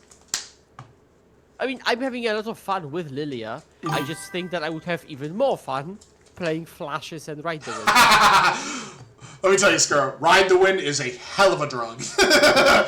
Yeah. Once you go purple, hard to go back. Exactly. You know. Yeah. Okay, they have the listing. Name Alright. Targon. What's Targon? That's Stellacorn. Okay, sure.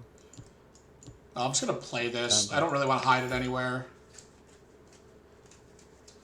If I hide it and they have Thousand Tail Watcher, it's kind of annoying.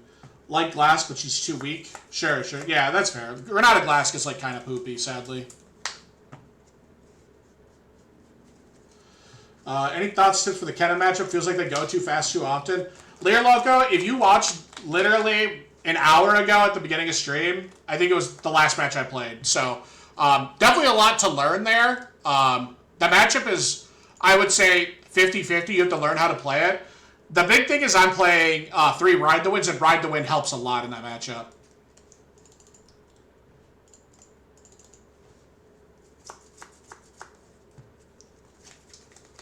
Her control is how I love card games, just not this meta. True.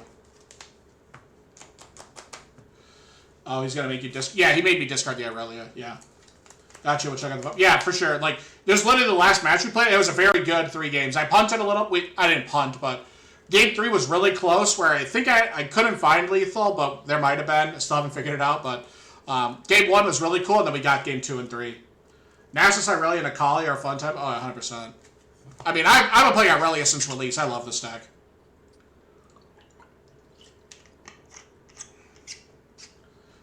So I think we mulligan to Ride the Wind, right? So we, but any unit in our deck puts us in, lets us kill our opponent, which is nice.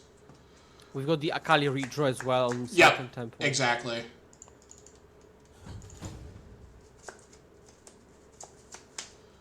I actually might just have them dead on board, actually, now I think about it, because I have so many ways to untap. Oh wait, no, I need a instant speed way to untap, I think. Which I don't have right now.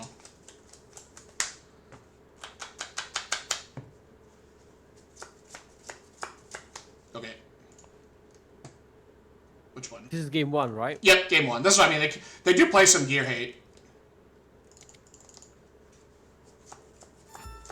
Alright, well, I mean... Sometimes the deck just makes it easy. What can I say? When you Ride the Wind, disc in another one, you win 2? Yeah, exactly. So, I will float an energy, put her here, make her a 5, and then I will float an energy, put her here. But we go right first, right? Because we've got a free draw with hexproof, right? Well, I probably want to go left first, because if I get this guy out of combat, then they actually can't interact with me, right? If I go right... I was thinking the same... Yeah. If I go right, then I have to tap my Irelia Legend to get over here. If I go here first and they interact with me, then I can replay my Akali Legend and go again. Right? That's kind of what I'm thinking. That's what you're thinking. Yeah, okay, sure. 5, 6, 7, and this is an attack for 9. I mean, I can't really think of anything that beats this. I mean, it'd have to be like Eclipse or something. But, okay.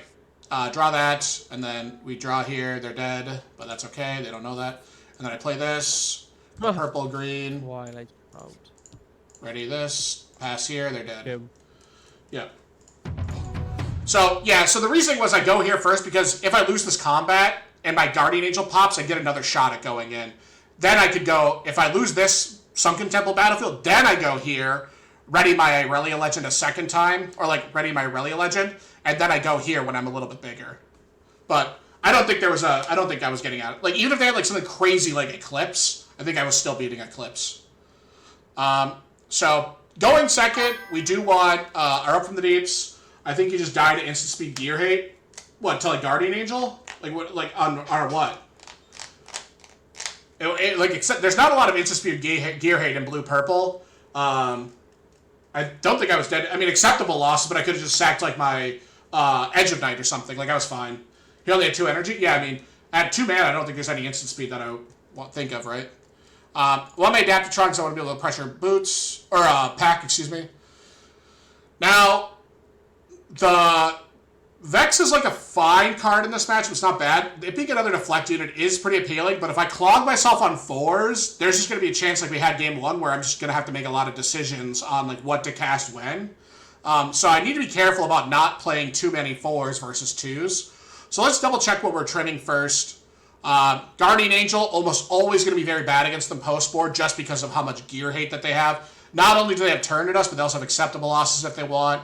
But it's almost always going to be Turn to Dust. So, Guardian Angel's not very good against them, and they also have, like, Starcross, so I'm going to try to get away from Guardian Angel. Charm is, like, fine, but it's not great. I think I like Vex more than I like, let's see here. Are we hard bargaining anything? What do they have at the top? So, like, the big thing with hard bargain is, like, if they have, like, stuff like Unchecked Power, or some lists have Unchecked Power, some lists have Downwell, having it out to those cards is, like, pretty nice. So I'm pretty inclined to keep that kind of stuff. Now the question is like, do we need both these charms? Getting access to killing Bewitching Spear does come up in some games, but there's also going to be some... Okay, they left. Dang it. They were probably too sad at how long I was taking. Bummer. Right. But I probably would have boarded something like this. But they left. Did they leave? Yeah. Yep. Oh, you can also get Time Warp. I mean, Azrael doesn't normally play Time Warp. It's usually Downwell or Unchecked Power. Okay, yeah, Z. All right, my bad, opponent. I was... Role players being annoyed at slow playing. Yeah. Yeah, all I did was attack that game. But we got time for another one here. Jin. Yeah. I think actually I'll leave now. Okay. Because I'm getting sleepy a little bit. Okay. But it's been thoroughly enjoyable. Yeah, sounds good. Thanks for joining, Skura. Yeah, it was a lot of I fun. would happily run it back sometime. Yeah, let's do it. And yeah, have a great rest of the stream. Thanks, Skura. Appreciate it. Catch you later. Bye-bye.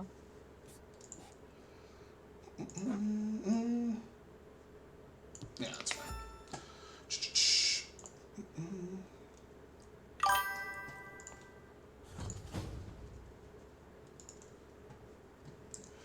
Deal 3 to unit at a base. Dang it. Alright. Interesting. Did not think that was going to get shot like that. That's funny. Alright, disconnect here, and then I'm going to join my Discord 1 second. Make sure I'm streaming for everyone in the Discord now that they want. Share this. Alright. You can also get Time Warp 2 in the morning for fun, right? Alright, so I'm just going to play this, and then this also pressures this. Since they're playing Rockfall Path, I do need to be cognizant of the hidden card. What the hell is the name of that card? Temporal Breach. Is that Temporal... I think the Temporal Breach? It's like Blanket card. Like, that's the card I've got to be cognizant of. Yeah, Temporal Breach, yeah, that card. So I want to try to, like, keep Rockfall Path cleared when I can, and then not pressure it when they have units here. So I'm just going to walk here, score. That's fine, they can draw that card. And then I will do this. Tap one of these. Ready this. Draw card, pass. This untaps. Go here, draw, pass. So now we can hide a card and play the Stella. That's a 5 to their 3. I think I like that. Hide this. Really pushing the limits of how good Edge of Night has been tonight. It's been pretty sweet. Okay, sure. That's fine. Not sure I like the second Stella here. I mean, you're scared of Falling Star, I'm guessing. The Edge of Night is, like, covering me for a lot here. If you're scared of Falling Star, which makes sense, but I had the Edge of Night. So I'll play this and Quip here. Make my guy a 5.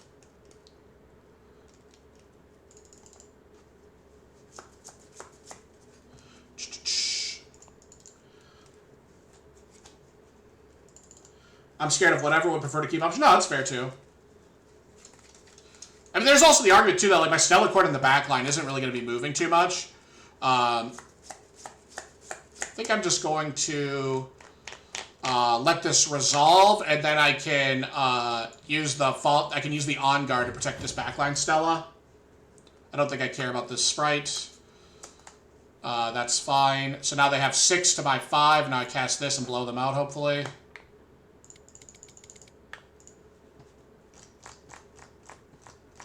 Alright. Alright. Alright, so we start by, what, we move back, draw a card, walk this here, draw a card with On Guard. I could Ride the Wind, God Rift Atlas, some random sometime play the most... Yeah, I mean... It's faster than Runes of Rift. Legit playing around nothing. I mean, he's playing Jin. I mean, I don't think he's playing around much by playing Jin either.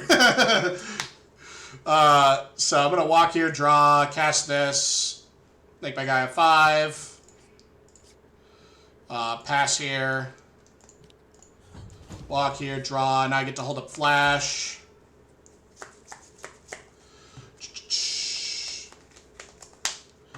I mean, I am scared of Jin and Akali, but that's it. I mean, I don't know. This deck seems fine. Just ride the wind over. Okay, true.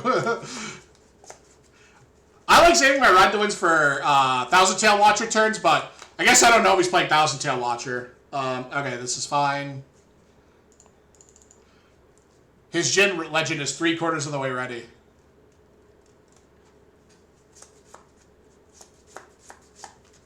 Oh, it was already. Okay, cool. Alright.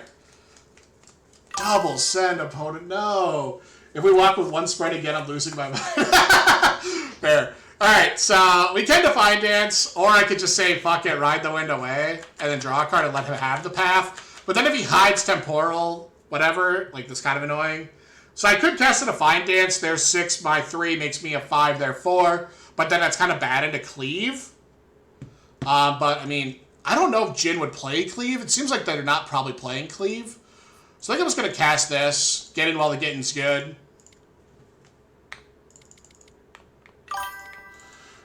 Breach does nothing. Token goes away from Breach. Well, they can. Then it makes it so I can't walk my Stella in it. Yeah, either Ride the Wind or Defiant. Yeah.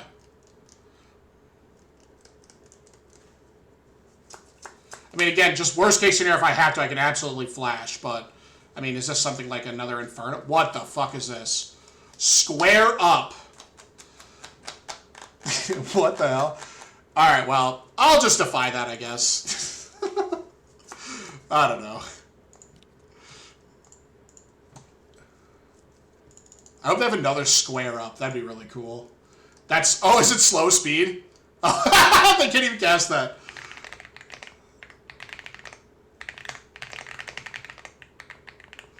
That's funny.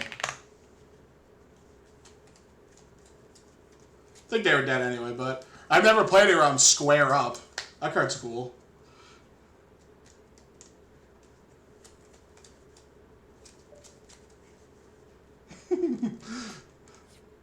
Oh, I hope my opponent blows my back out with another crazy card. That's fine. Well, now I know to play around square up.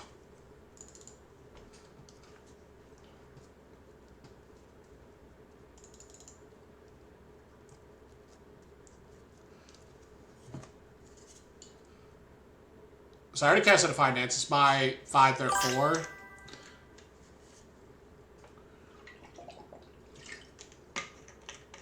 Honestly, 8 mana for Assault 6 is funny. Assault 8 is funny. Oh, yeah. In red-blue, you don't get a lot of good cards. So, it's 4 plus discard. Yeah, they had to, the repeat is like discard a card, I think it said. Which is kind of cool, actually, but, don't think it's what you want to be doing. Okay, well, I'll cast this.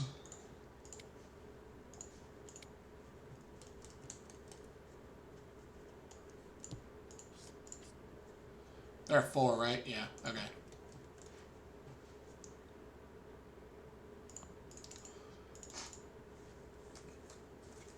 Alright.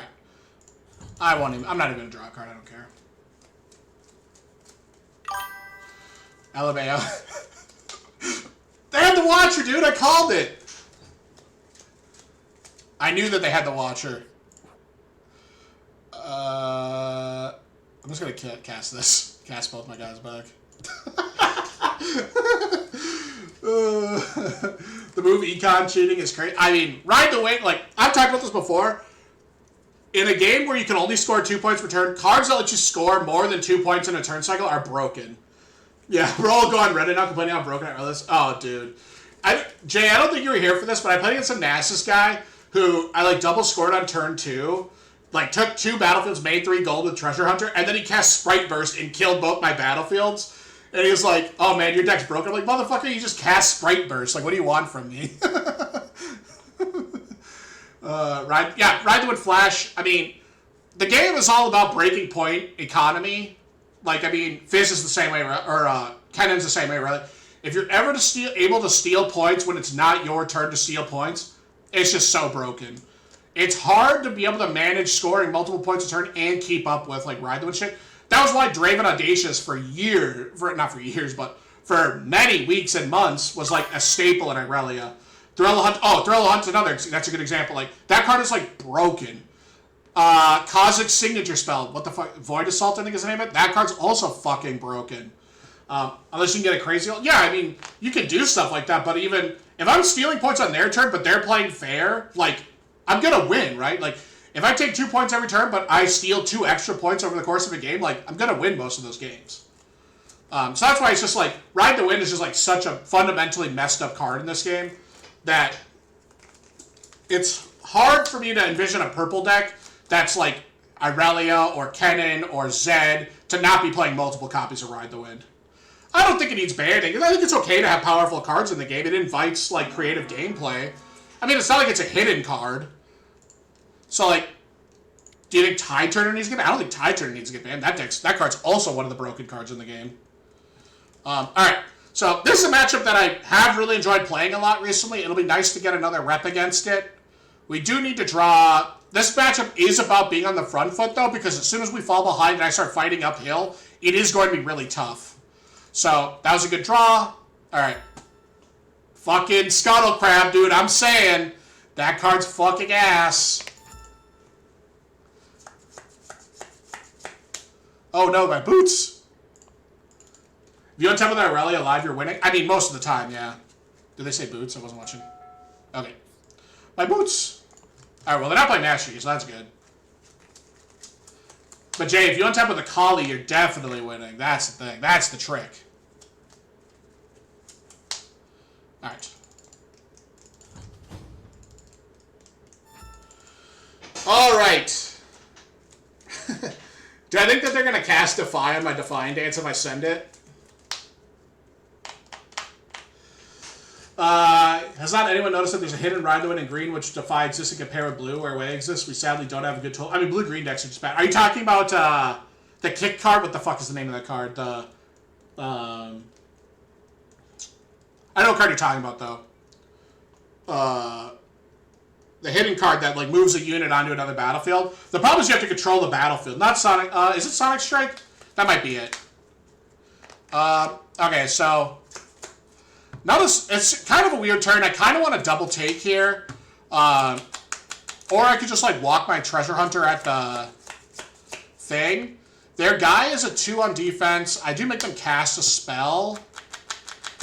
What about Charm their guy back, walk up, take a point, Tide Turner over? I think I kind of like that, actually. I'm going to do that play.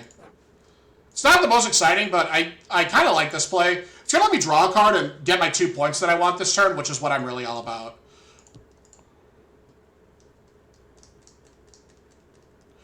So now I can play this.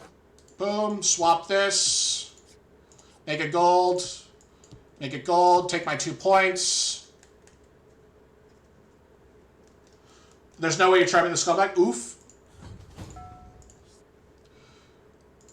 Well, not a bad draw. So now I can play this and pull this back, and then I have a 2-2 to their 2-0. I kind of like that. Or I could, like, hold this for when I get an Irelia going. It's so bad. Not a fan of that line, but let's see. I mean, I like staying aggressive. I do agree that it's, like, kind of sketchy, but it's definitely not the most appealing line, but I like it. I just like making a bunch of gold as a thing. Try and kill both. I mean, if I want them to cast spells at me. If they're casting spells to attack at me, that means they have less spells on defense. I mean, if they have Rengar here, that's, like, kind of unfortunate, but, I mean, it is what it is. I mean, this is good for me. Now they're casting spells on their turn.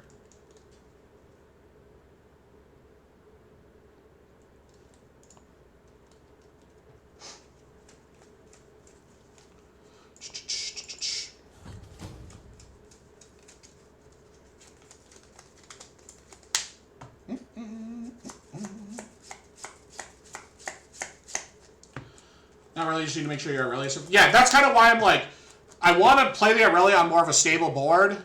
Yep, my guy dies, that's fine. See, they're making kind of the same plays, but now they're in a much better spot than I am. True will cannot be defeated. They're down to Charm, though, so it is unlikely that they have another Charm, so I'm just going to play this. If I draw an Akali, though, I'm probably fucking great. Holy shit, there are 5 points already. My god. Before that, though, you need to get to the points before Yee's too big to handle. Oh, they have a second charm. Unfortunate.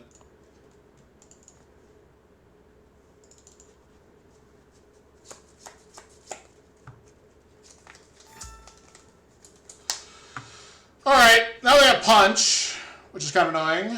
What do we have? We have Stella, both Defiant Dances is 7. So I can cast both Defiant Dances here, but then I'm bad to, like, Rengar. They still have their Master Yi in the spot. They definitely have Pump Spells, so they would have just cast the Master Yi.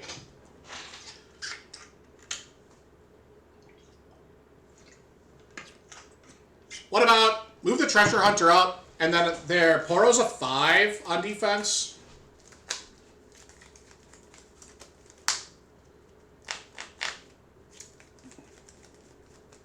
I think I'm going to do this.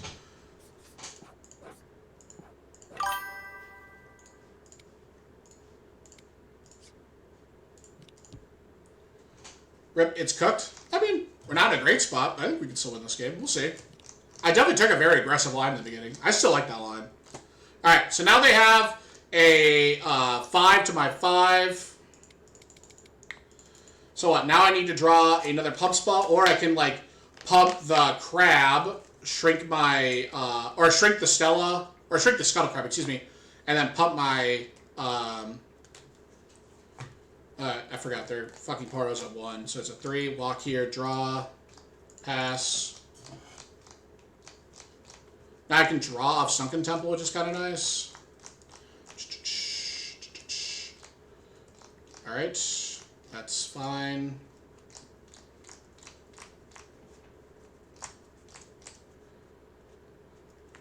So now it's my focus. I think it's my focus now, but they need to pass it back to me. Oh, well.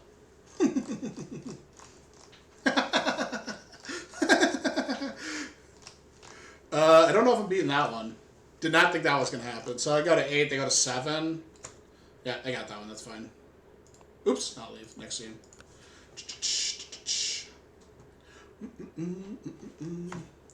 Oh, right, yes, damn, that's right. Interesting, yeah.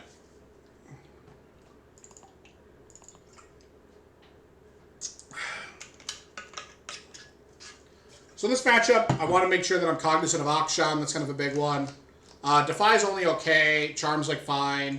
I really want Defy to counter their Defies when I'm charming something. I don't think you should have either played Irelia turn 2. I think you should have either played Irelia turn 2 or don't recycle so you can play her turn 3 200. I mean, yeah. The line I took was extremely aggressive and bad into, like, too much of their range. That's the like, mistake I made.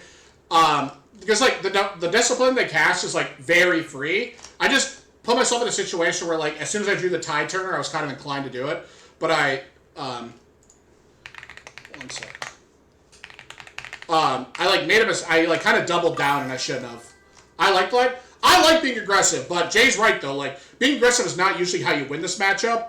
You usually win by untapping with either a big threat like Irelia or a Kali. And I didn't draw a Kali, so Irelia was, like, the only option. And I basically made it a non-option when I let her die on turn 2. Because the thing I said was, I find it unlikely that they have a second charm, but they had the second charm and I died because of it, right? So, I just shouldn't have taken that line. Celicorn's only okay in this matchup. I think it's fine. I kind of want to throw Boots because oftentimes they have like between like 2 and 4 Gear Hate cards. The other thing too is like charming a Poro, or I think it was a Scuttle off the base, is like also not the most sexy play either. Like that is the other thing too. That play's not very good. I do need to find a 2-drop here, so I think I'm going to do this. I don't love charming this map. It's fine. Oh, well. We are probably dead then. We shall see.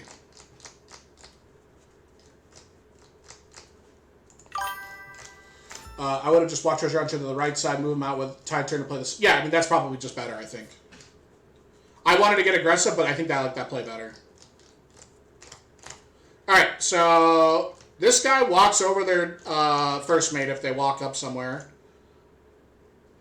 I could, like, play the Pike, but I think I want to save the Pike for a hidden Pike. You start playing the game after your Irelia is live now. Before. No, that's fair.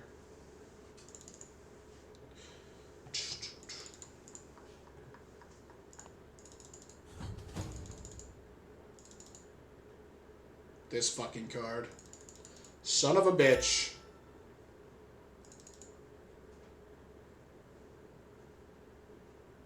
I feel like this is a trigger, right? So it's an attack trigger. So if I like put this here and then hide this, I can respond to this trigger, I would think.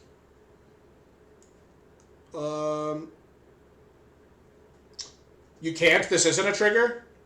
Can't, because doesn't the pike have a reaction speed? It triggers too late. When it's triggered, can you hide on the stack? Jay's saying no, and Jay's pretty smart guy. When is a trigger? I'm hearing two different answers.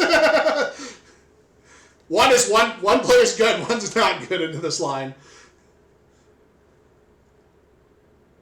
You have to flip pike before he walks in. Okay, that's good to know. So I'm not really interested in. I could walk this here and put the pike there, and that's good against this. Doesn't work. Need to play it on the move trigger or bust. Yeah, that's what Jay's saying. That's good to know. Okay. So I could walk here and then just put my pike here, and then I'm defending for 7 against their 3, which I think I like. Or, actually, what I think I like more is play the Stella here, and then I can hide the pike there too. I think I like this the most. And then as their first trigger, I just respond and flip my pike.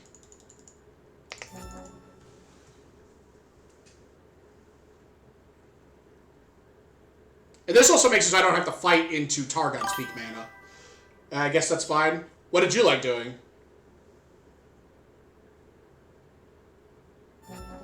Alright. So now, just looked it on the rules. When is a trigger? I don't know what you're contradicting, but I promise you Uno Sarta knows the rules the best. Out of everyone in this room combined, Uno Sarta knows the rules the best. I promise you that.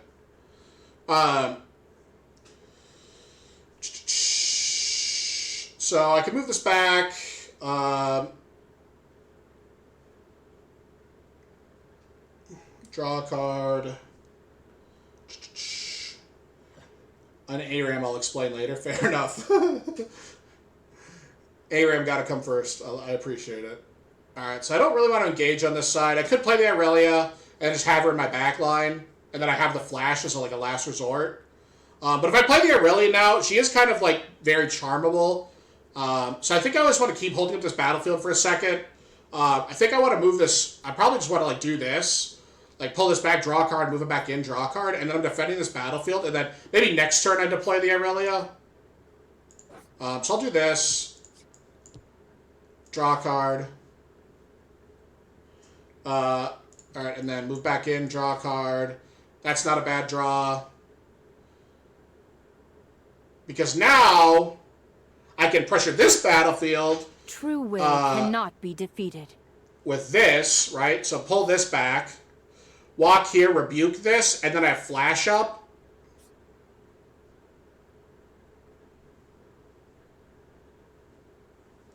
I'm thinking I like that line. Nah, Jay, you think that's too aggressive again? You don't like being aggressive at all. For what it's worth, I think I don't like doing it because I don't want. There's no reason to go to 4. I don't think we've. Yeah, exactly. That's what I'm saying. I don't think there's a reason to fight for 3 points. I want to do it next turn when I'm going to 4, but there's no reason to fight now. I'm just going to develop this. Yeah, I just don't want to fight. There's no reason to spend cards going to 3 points. That's my theory. And split on defense on 2 battlefields. Yeah, that's fair. I do want to protect this Vex, because one of the most important things right now is protecting it from Rengar. Alright. They are making a move here, which makes me think that they have Rengar.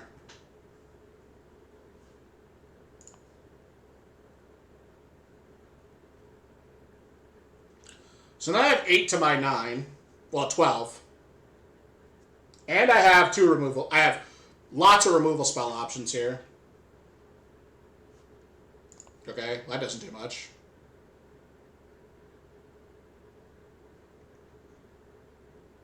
They must have punch then? This is 6 and 3 is 9. So I'm winning this combat right now.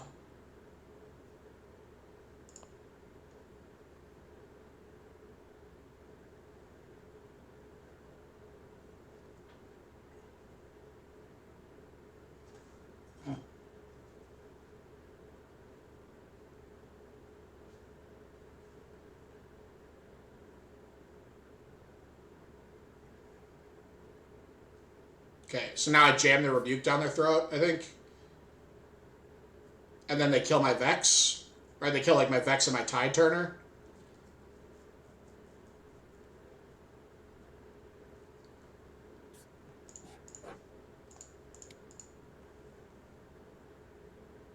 I think I'm okay losing the Vex here. It's not the best, but I think it's okay. I don't really want to Defiant Dance this board either. Yeah, it's fine. Yeah, exactly. That's something. I think the Vex did enough here.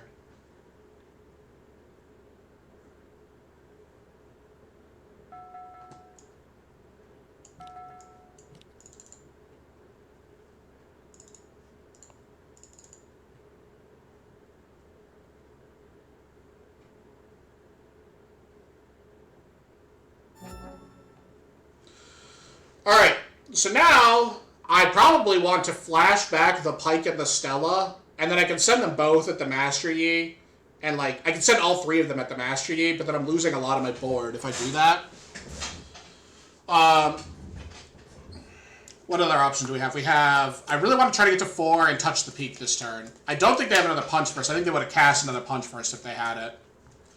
I don't think they have Defy, because I think they would have or they couldn't Defy that. They would probably defy a Flash. Would they defy a Defiant? They would definitely defy a Defiant Dance.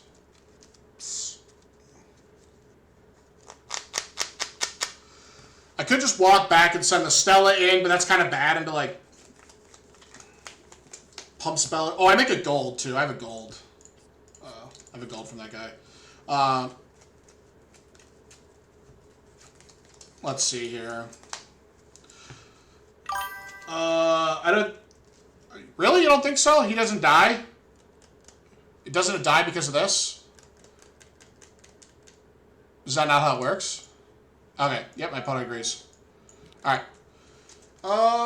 So if I pull the Stella back and make it a 5, send it their Yi, there's a 4. I'm drawing a card while I do that. That's probably the best thing to do here. Draw...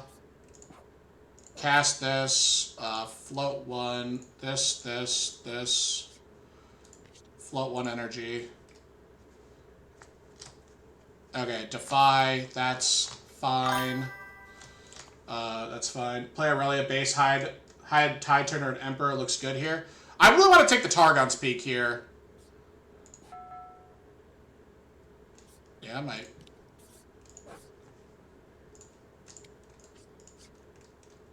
I'm not too worried about playing the Irelia yet, just because how decent my hand is. So I'm a 5 there, send here, draw. Now I'm a 5 there, a 4, pass.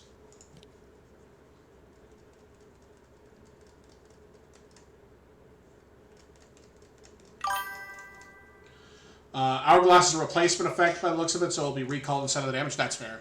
Okay. Now I can play Irelia here. I can like move the Treasure Hunter, Pike back, Treasure Hunter up, and then have Flash. Make a gold. Go.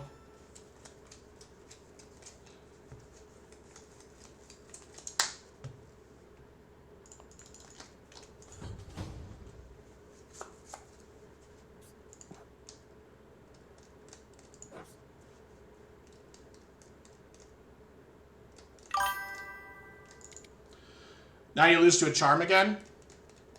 Didn't they already cast one this game? Oh no, that was last game. I mean, yeah, I guess.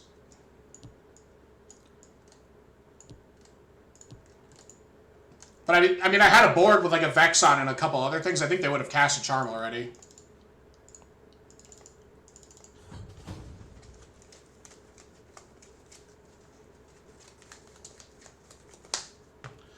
I did draw from Stella, didn't I? I thought I drew the Akali. I drew the Akali, I thought.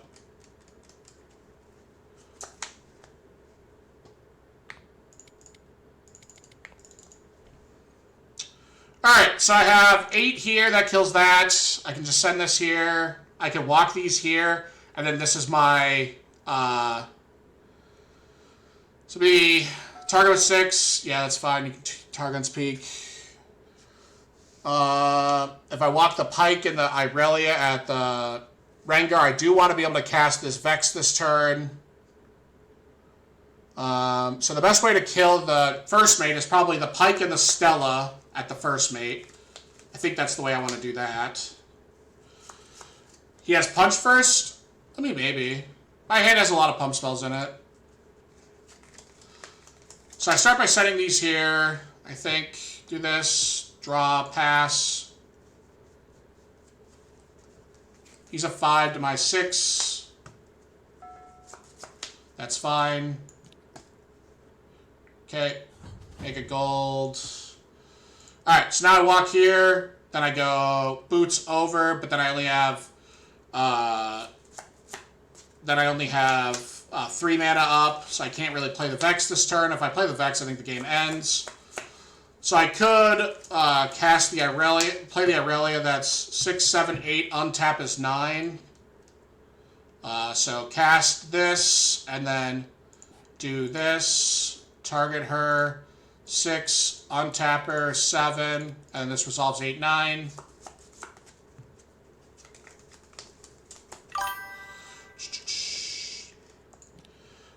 Do you want to bounce Pike and not make a soldier so you can choose a ride the win? I think this is okay. I think I want to keep the Pike in play, so I need more might to get through stuff.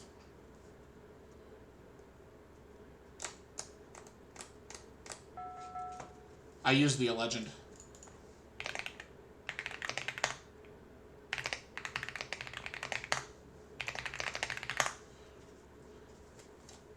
Oh, yeah, I can't bounce it for free.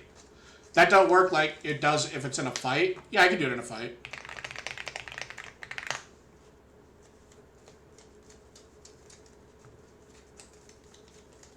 Yeah, that got patched. Well, I mean, not patched, but that got changed, like, I think when set 5 came out. Or set 4, whatever set we're in. We're not in the illegally errata newsletter, right?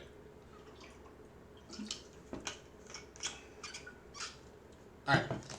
Conquer that, and then I just go probably play this guy here, and then I hold up Ride the Wind. Move that there. I can move this here, that's 4.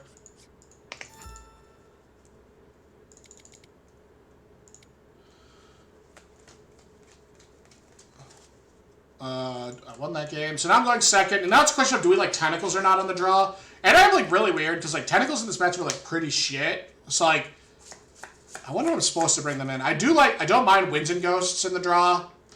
Just because it does like get something like a Poro out of the way, which is kind of annoying sometimes. Can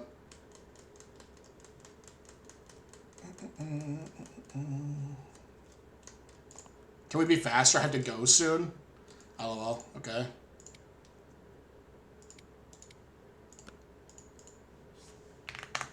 My opponent just told me to play faster the fuck. Alright. Fair enough. I respect it. That fucking card. Slowpoke counter 1, true. I'm just gonna play this. They do get to hold to a shitload because this is crazy. This is 2, 4, 6. They're holding to 2 points, but I mean they can't really walk this up. Oh my god, they are. They're insane. Okay. 2 other guy left for sideboarding, so that's true they did. Unfortunately, they are going to take my Guardian Angel here, most likely. Yep. Makes sense.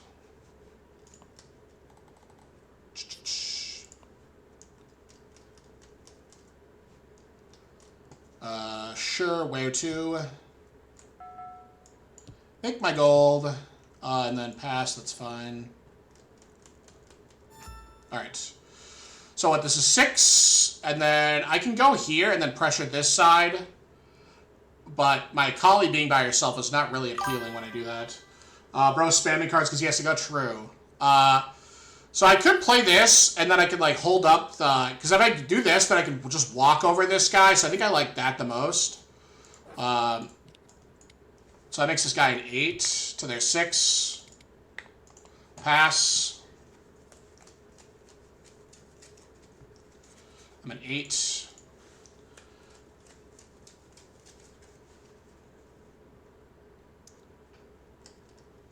their guy dies. Conquered. Now I swing around, and then this will be 10, I think, right? So it'll be my 10, their 10. I wonder if I'm okay with that line. Am I okay trading that?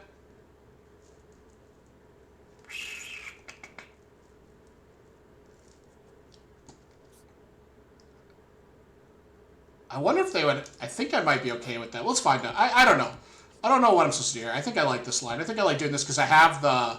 Engineer, I think I'm okay trading this.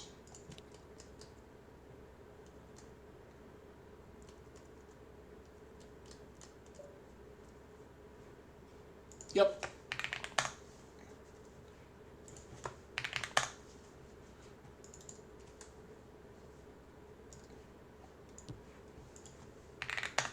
Okay.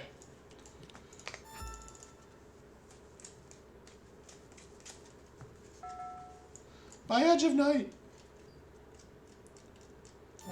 Alright. Definitely playing this. Equip the edge at least in case he has Rengar.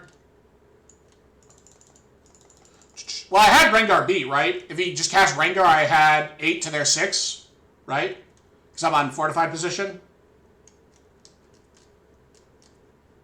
Or, I had 6 to their 4, excuse me.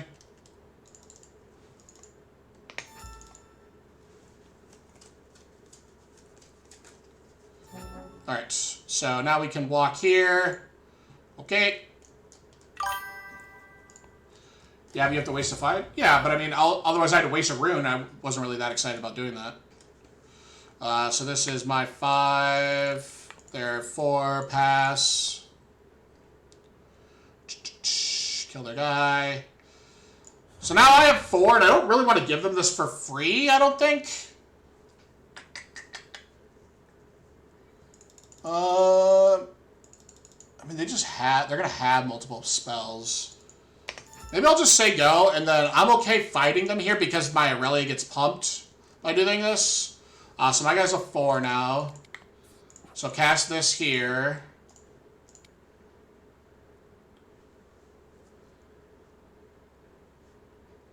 That's fine, I think.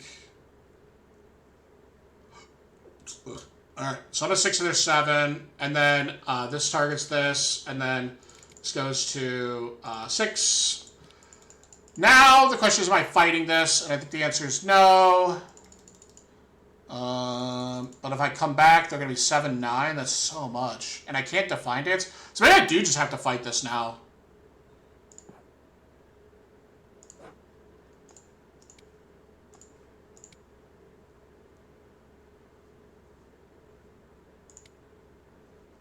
So then this chooses her 8-9. This resolves, puts her to 7. My guy goes to 8.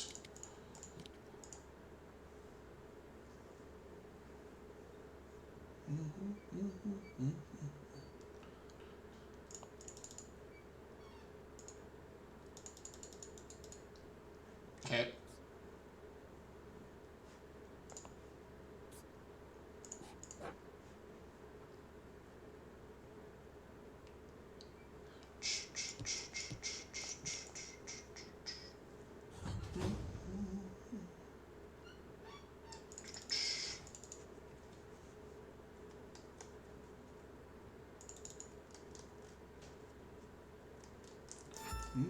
Oh my.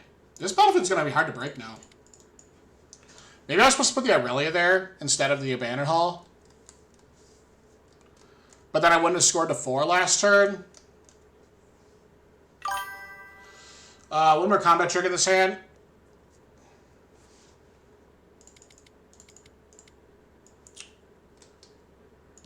Yeah, the mistake was like when they had the Fiora. I wonder if I'm supposed to just like. I wonder if I'm just supposed to not trade. I like Suicide of the Akali was not. I think Suicide of the Akali was not worth. So that is fair. I was really concerned about me Defiant Dancing and then getting blown out. What I could have done maybe is bring Akali back and then Defiant Dance when she was in base, and then I can make a decision on whether or not to go in. Maybe that was the better line. They call it Ruin Runner because it's ruining my games. True. Oh my god. Okay. Uh-oh, we're drawing a lot of units now. We do need to make a hold here.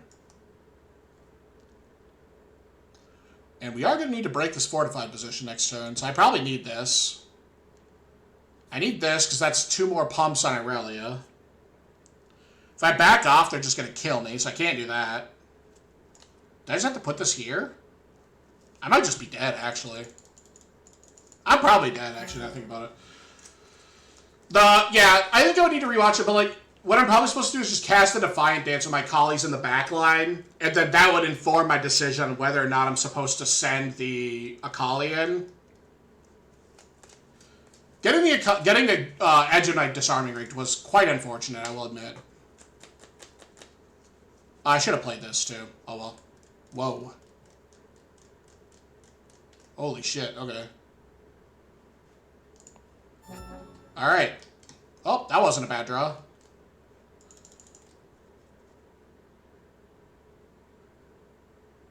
Okay. It's cooked. I mean, what I should have done is played a unit last turn, but I don't know. This is a lot of fucking might on my Irelia. This targets her 5. That makes her 7. It's probably cooked. I will admit that. Because now they're just going to make their Ruin Runner 7 and 7, right? I think I'm probably dead.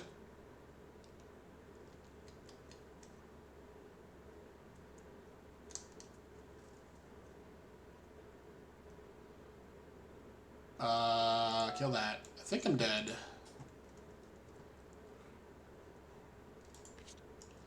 I bet you I'm dead. Pass.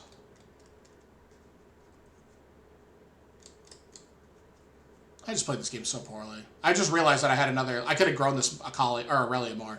God fucking damn it. Who did they use on this? Kill that. It's Jay's fault. I'm trying to do... Yeah, I'm trying to manage chat at the same time, but I definitely could have won. I would need to rewatch. I might not have had enough might still, but I definitely was getting distracted by chat a little bit, but it was my fault. So I play this. Boots, send in, that's 4. That clears this. Oh my god, it's so close. Yeah, I might have actually been able to win this turn. I don't know what the last card in their hand is, but I wonder if it was enough. Put this back in your hand. I didn't tell him to do something. No, that's true, you didn't. Game 1 was the game I should have won, too. I should have won Game 1 is the problem. And then I do this. Boom, boom, boom, boom, boom, boom, and that's dead. Okay. I don't know what the card in their hand is, but I don't know if it's Defy. I mean, if it's Punch First, I'm definitely dead. But what I should have done was on the last turn, when I'm like holding like this, I also should have just played I should have played this Treasure Hunter last turn. If I play the Treasure Hunter in my backline, that's another 3 might. The mana distribution, it was not Punch First. We also missed 1 for... That's what I'm saying. Like, I would prefer to hide the Tide Turner together with a Collie if he tries to walk Fiora over with this mate. Flip it on the ready trigger so his Fiora does nothing. I thought we talked... Oh, with his ready trigger. Sure. Okay. But the mistake I made was, if this Treasure Hunter's in play instead... Let me just pull this up really quick. And do another art project really quickly.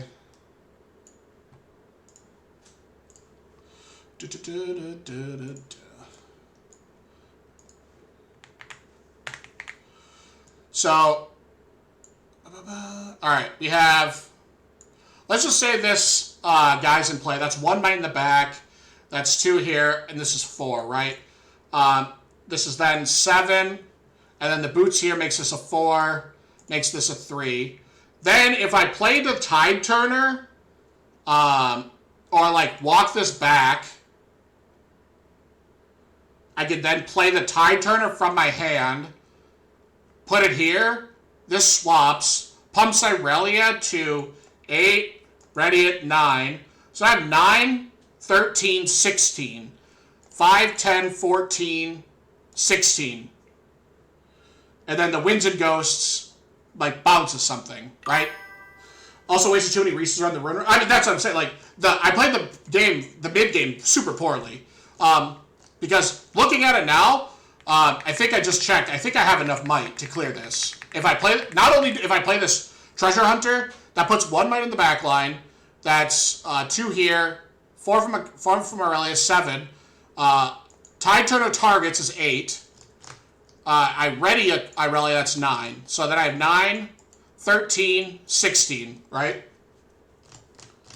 No, I mean I'm dead to like I'm dead to like 18 cards. I mean that's not the argument I'm trying to make. The argument I'm trying to make is I think I had lethal again towards the end of the game. I just missed it.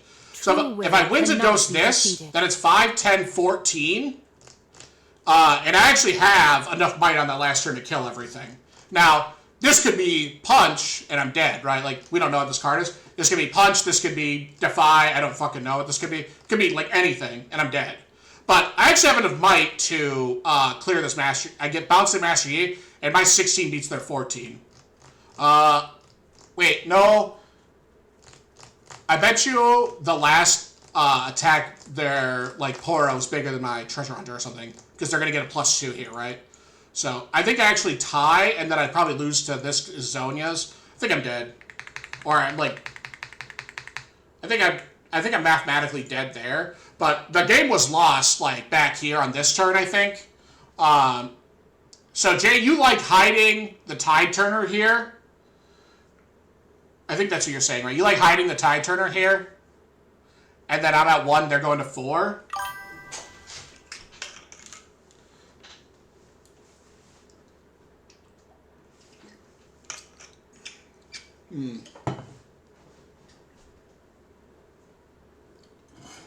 You don't lose to anything? Is that true? They can't charm me, so that's good. Also, don't you die here to any spell? Here? Or are you talking about on my art project? Back in the other thing, yeah, that's what I'm saying. When I was doing the math, I'm dead to like 8 spells. Like that's not the question. I mean, I'm dead to On Guard. Like, I'm dead to that. They can respond to a Kali move trigger. Respond with what? What do you mean? Fiora gets +1 from Hall? Then doubles? I don't know what you're saying, but the play I end up making is, I don't even remember what I make, but the play I make is probably really bad. Let's just go through this real quickly. Yeah, so I kill their Poro, and now the play I make is trade my Kali for the Fiora, which is pretty poor. The problem is I'm telling myself that I'm choked on mana. Yeah, that's my point. Sending the Akali over there was not necessary. Yeah, I mean, I agree with you, Jay. I'm trying to think of a way that, like, makes this play, like instead of sending this, if I cast this Defiant Dance in the backyard, make this a 1 before I enter combat, then it's a 3, then it's a 6, then my Akali walks over it, but it's still bad into punch first or discipline. So, the line that I maybe could have taken, which is more passive, which is my Akali in the back, Defiant Dance, and then I make a decision, depending on if it resolves or not, on sending in. If they defy it, I just don't send in, right? If they let it go, then I send my Akali in as a 12, right? Because it would be, if the Defiant Dance resolves, my Akali's a 12 to their base might 3 getting bumped to 6. And then, if they have punch, they can't have punch first. They would respond to the Fiora trigger with, like, maybe a Discipline or an On Guard, which is another +3, which is like essentially +6. He has 3 cards in hand. If we hold Fortify, we have all the time in the world. No, that's. I think I'm coming to that same conclusion. What I should have done is just not. I think fighting the Poro here is fine, but I should have made this play. I don't know if I agree with holding the Tide Turner. But, or hiding the Tide... I don't know if I agree with hiding the Tide Turner.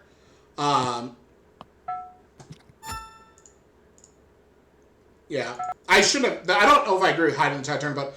not to really my Irelia at any point at this point either was bad. I would have just held the battlefield and waited with Flash up, and you can deal with Fiora on your own terms. Yeah, so... There's also another line I could have made, too, which is, like... After I clear this battlefield, I kill this Poro, I wonder if it's like... play our Tide Turner in the back, and that way I can send a Collie in the Tide Turner at the Fiora next turn. I guess hiding it isn't necessary because Fiora will only attack for 6. Yeah, that's what I'm kind of saying. I don't think we need to hide the Tide Turner. I think I'm supposed to play the Tide Turner, maybe not move a Collie, or maybe swap them or whatever, but I think throwing the Collie away is definitely wrong. That is not something I should have done. I told myself in the short term it was a good play because this card's really hard for me to beat with how little units I had, but that play is just bad.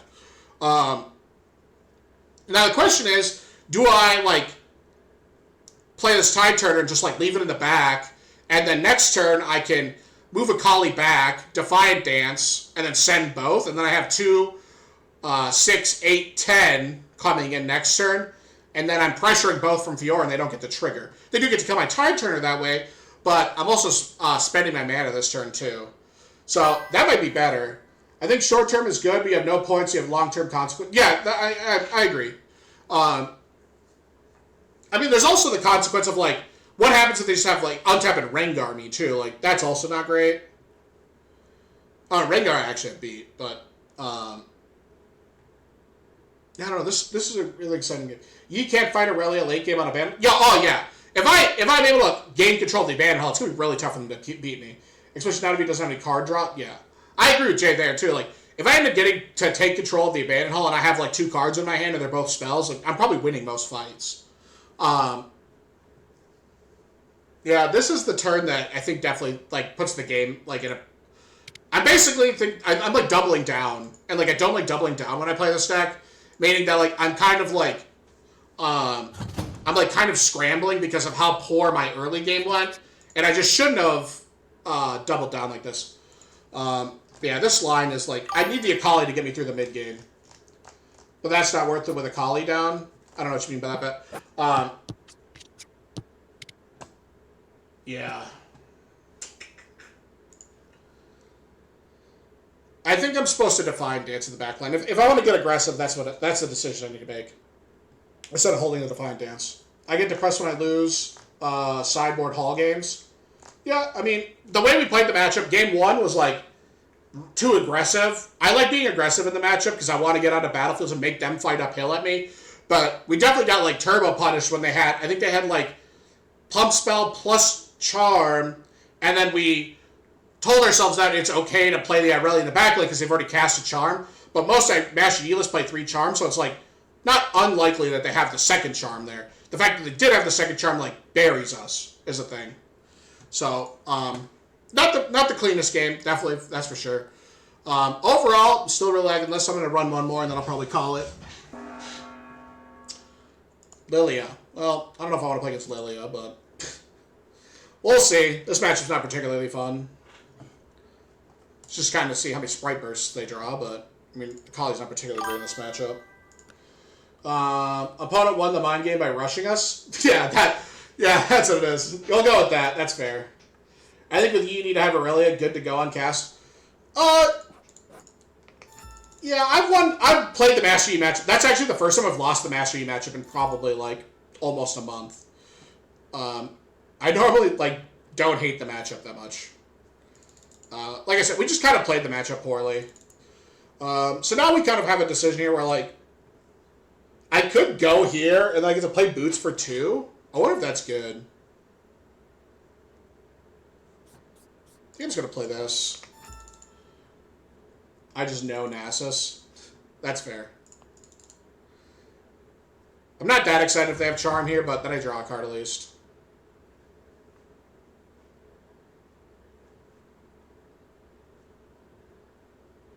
Okay, that's fine. Alright, so we have... what?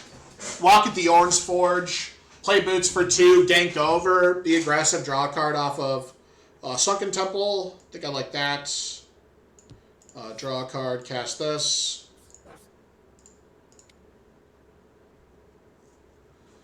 Okay. Pass, and then I go this. Only costs 2 because I'm an Orange Forge. I'll use this, play this. 7. You go to an RQ practice 1,000 games, watch a replay, get your cyber perfect, then round 2 you face Lily and start 2-2. Yeah, or 1-1. Yeah, classic experience, honestly. I wonder if I'm supposed to draw. My hand is like pretty decent, and I'm a 5 facing down their 3. I think I want to draw a pump spell that doesn't recycle.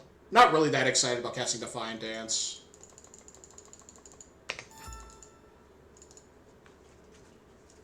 I mean, at the last RQ I played, I like start off like 3-0, and then round 4 I play Poppy Aurora, and then the round after that I play Ivern.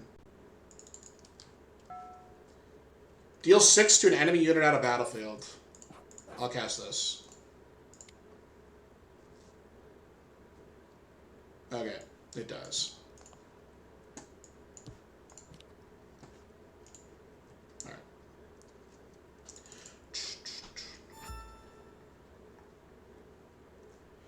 Alright, so I can go here, score a point, play Guardian Angel for 1, gain here, get to 4. Next turn they're going to 4. I could play it slow, play the Stella in the back.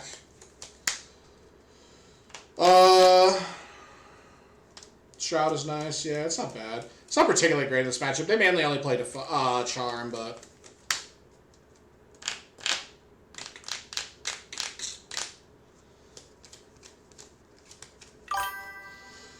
Played versus Ivan around 5. I asked what card game they came from. They say MTG. I say they look like Simon Ilse. He says it does not know who that is. I say, oh, you play Commander, then I play Angler Beast and they concede. Nice. How'd you do the RQs you went to? I have 6-2, 6-2, 5-2-1, and then I got 11th place in Atlanta.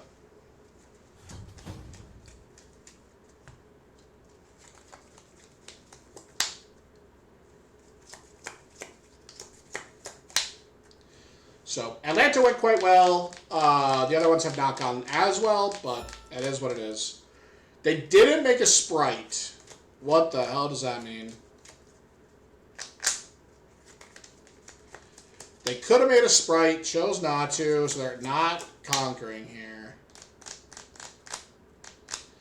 If I walk up, they just pop it. I think I'm okay because I have the GA. Orin Forge their battlefield. What do you mean? Yeah, Orin Forge is their battlefield, yep. I think I kind of want to put this back in their hand, honestly.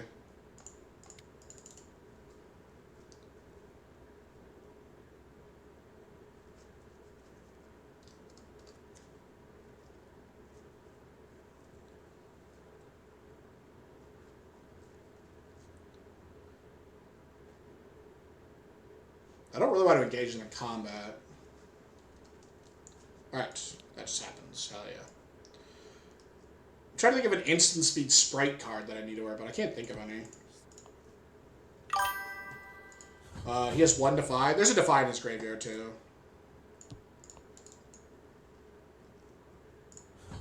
Use this, by that. Put this here. He has most left card. Is it? You think this is Defy? Why do you think it's Defy, I guess? You think because he hovered it? Is that why?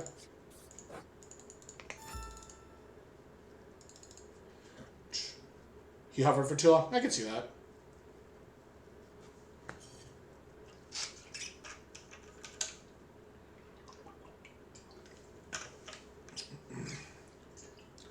I want him to redevelop his stupid shark, pop my Stella, and then I could draw another card.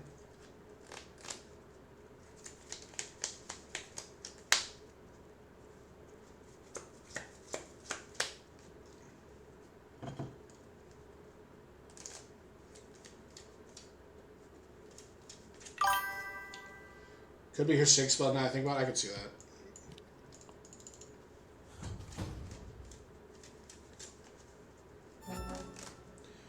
Alright, so the sprite holds for 5. We don't have any pump spells, which is unfortunate. I could walk the Stella and the Treasure Hunter at the sprite, draw a card. I like that. Boom. I don't think it matters, so I'll Oh, wait. This lets me conquer, actually. Right? This makes my guy. This makes my guy a 6, which lets me walk through this.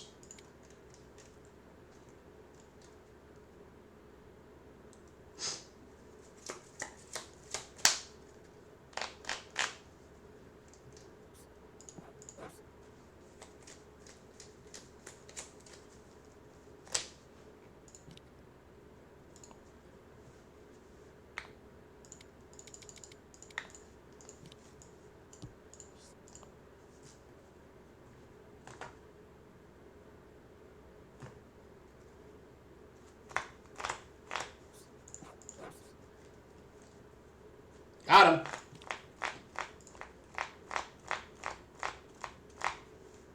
Alright. Back this off. I have 2 lethal threats. Wearing a boots. Go. With whatchamacallit, my graveyard. So I think they're trying to set up like Sprite Burst maybe, but we shall see.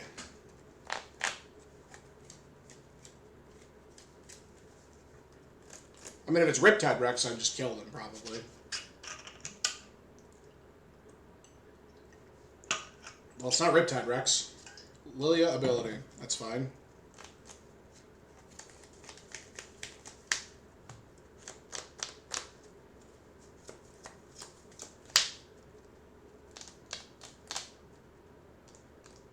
Whoa. God damn.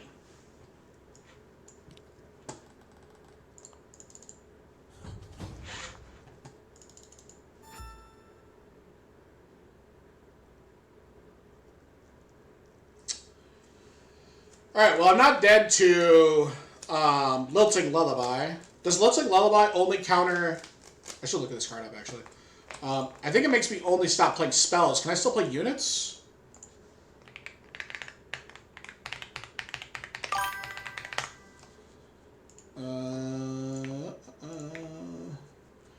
Its controller can't play spells. I can still play units. Yep, I can still play units. Okay. Alright, so this guy's going to become a 6. If I charm it and they have a answer, I can just play the Akali and send it.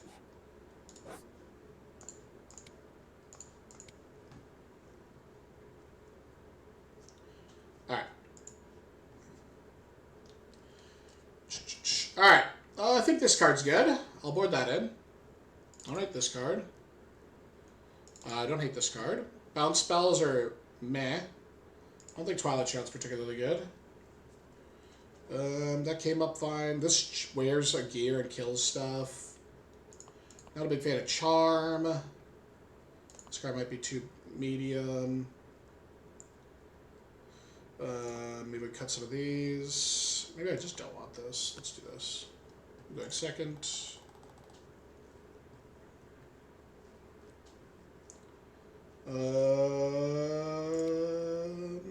Sure.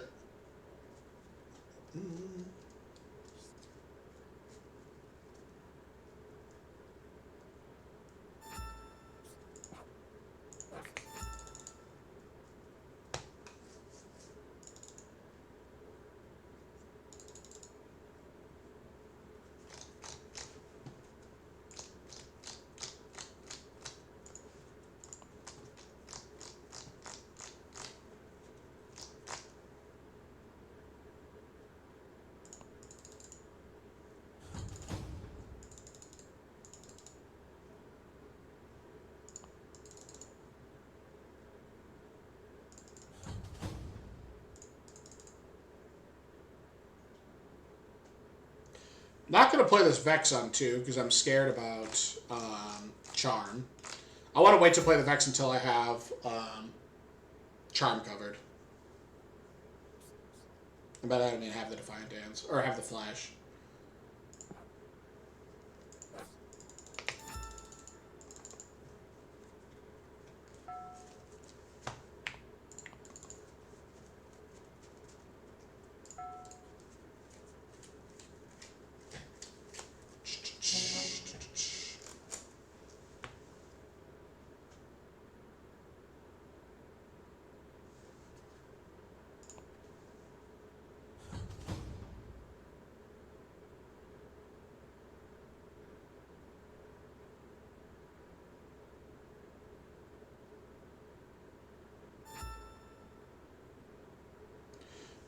Oh, da, da, da.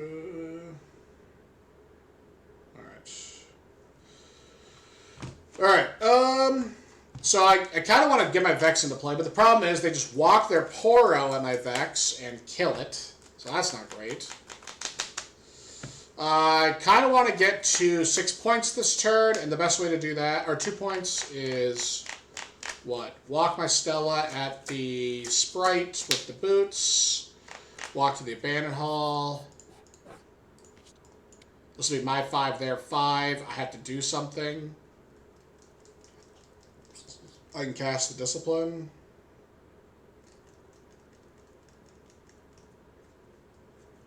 Oh, I can do this, actually. This is probably better. Go here, draw, pass,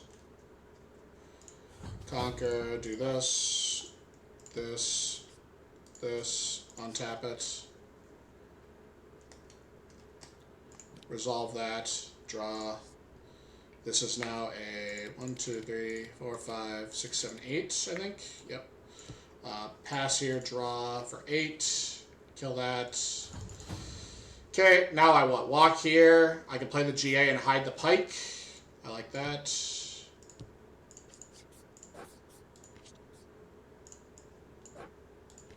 Oops.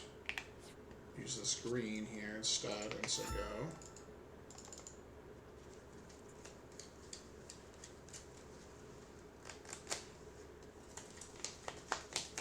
I could use the... Maybe I'll just use the GA for the Vex.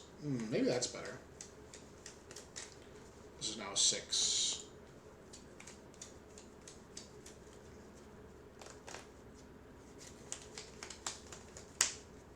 What if they have unchecked power here? Ooh, that could be scary. I don't like sacking that many runes this early. Yeah, fair enough. This is attacking for 7. That's a lot. We might lose everything here. We'll see. That could be bad.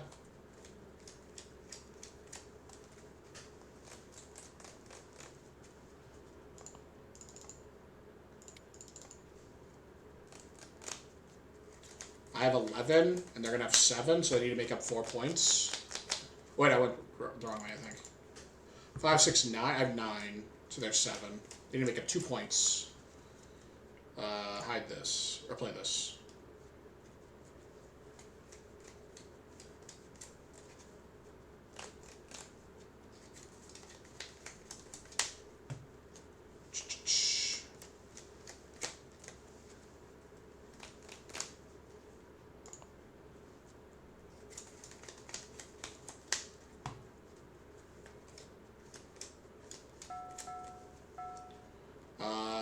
That's 6, 9. Yep, that gets them all. And I lose my GA.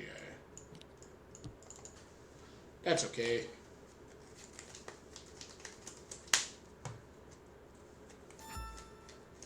Because now I can get Pike into play, or Vex into play. Hopefully. No, I can't really, not effectively. Recall is not moving? No, it's not. I could just get my Stellacorn into the Abandoned Hall and hold a bunch of pump spells. My 4, they're 2. They probably, or my 2, they're 4. Excuse me. The only problem is they have priority. Let's see what we draw here. That's actually not bad because then I can play that in the back line. Alright. Or I can hold up the flash. I think I need to save the flash for the Vex. What I'm probably supposed to do, instead of burning as much as I did last turn, was try to build up more runes this turn so I could have Vex. Like, Vex is more of an option. So this is 2, pick this up 5, 6, 7. This checks this right now. Let's play this in the back. That's what I should be doing, actually, now I think about it. I haven't played this matchup a lot. I should just be building up towards Vex. I try to get a lot of runes into play and then just Vex them. That's actually way better.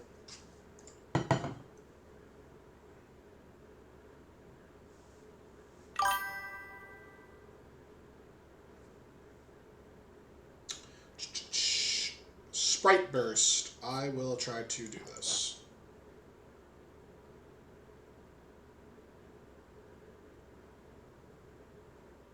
Alright. Drop. Prove that.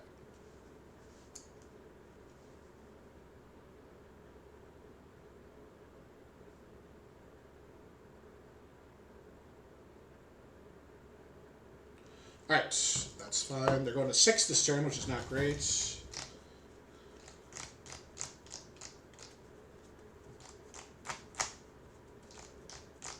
Interesting. Now they don't get to be by themselves. Huh. I guess they get the gold this way? Maybe that's better. Not a bad draw.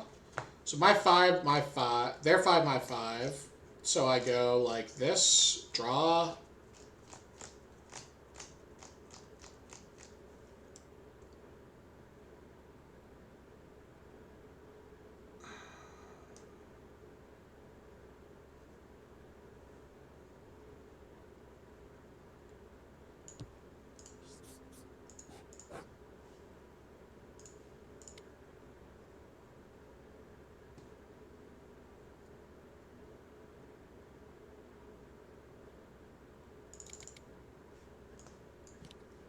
Okay, well, that's good.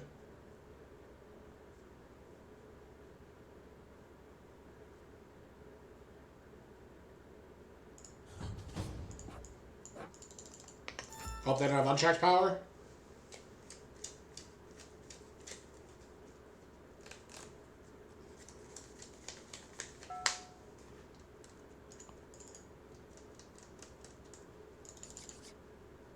Oh, they can do that. Yeah, they can.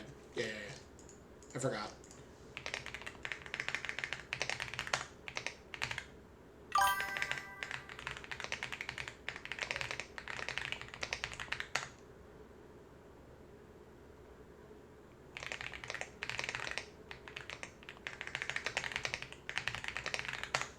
I think they could sack the token. Why wouldn't they be able to? People still run, I guess, yeah. This guy's playing it. Looks pretty good here.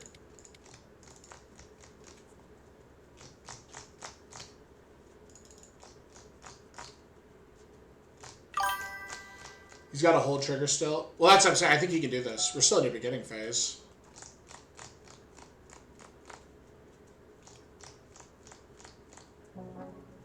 In response to the Dust Growth trigger, I can jam it. Yeah, I think so. I think they're good. I don't think that's illegal.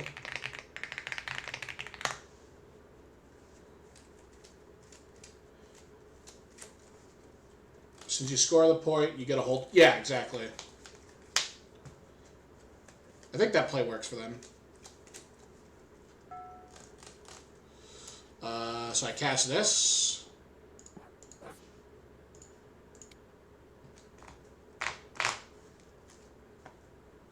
Does not matter how you meet that requirement. I agree.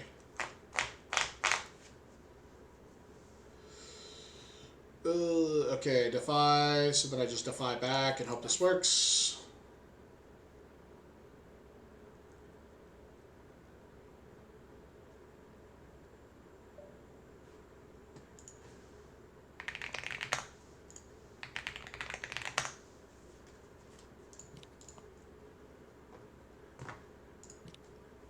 Alright.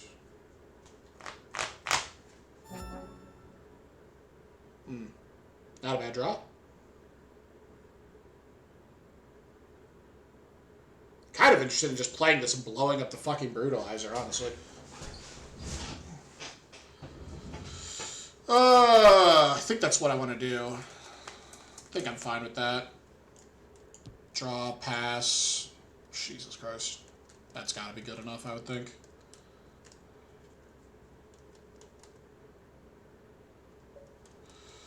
Irelia plays always seem to have it on curve. Alright, trade. Okay, play this. Boots, ready it. Pass. For that. So now I just, what, hold up my spells, I think. This buffs. They have an 8 coming in, and I can just defend my Vex pretty well, I think. I think I'm just going to say go.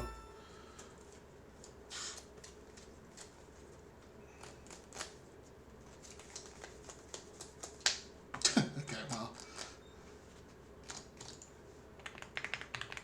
LOL. Alright, so this is what? 8, 11? Sure, I think that's fine.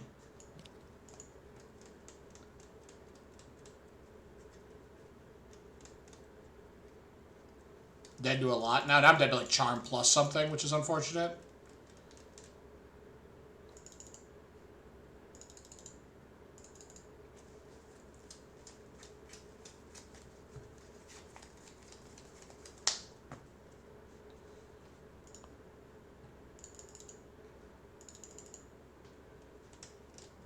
So I'm a 6 to their 5 to their 7.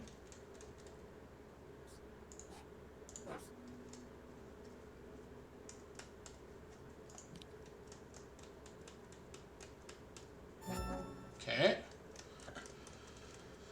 Alright, so I said this is 6, 8. This is 6, 7, 9. So this is enough to kill them. But if they have Defy, it's kind of bad. This is 6, 7, 8, 9.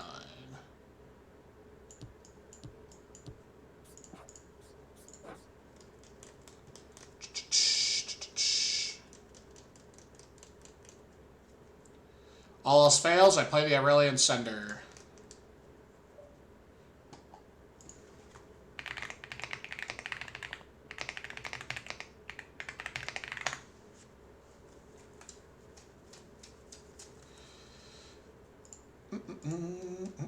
Alright. Beautiful, we got there. What a way to end the night. The classic Lilia. Lilia aggro. Alrighty, so after all, we played a little sloppy against Smash G. We did beat up Kennen, which felt good. Overall, Pike and Edge of Night have been just great. I'm probably going to keep them. Everything else I've been pretty happy with. The sideboard, I didn't board in I wrote down some notes. How good was Charm tonight? It was fine. Pike, great. Edge of Night, great. Decree or Crumbling Sands, which would be better? Tonight, Crumbling Sands would have been a little bit better, but neither of them really came up that often. I mean, I played against Kennen. I guess maybe I would have boarded in against Mastery, but I don't really think it's that good against them. But let's send you guys over to... Oh, man, that's annoying. Mute this. This is Coco. I want to go to Coco's stream. We'll send y'all over to Coco. So, thanks for hanging out tonight, guys. Tomorrow's Thursday, so I'll be back tomorrow. Overall, deck list has been feeling pretty good. Not a lot I want to change. I'm really liking this main deck. I am probably locked on this, I would say, the main deck. The last thing is maybe a couple of these sideboard slots need to change, but, I mean, even the Vex was good tonight. The Rebukes were good. The Adaptatron was good. I don't think I drew the Starcross or the Decree once, but everything else felt pretty good tonight. So, really liking where we're at. I am getting pretty happy with our list, and I'm excited to play this weekend. So, tomorrow I'll be playing Up from the Rift. So, it'll be a shorter stream tomorrow, but I will be playing Challenges from the Rift tomorrow. So that is like a Nexus Night type event on Thursdays. So, be back here tomorrow for that, and then I will see you all then. Thanks, everyone.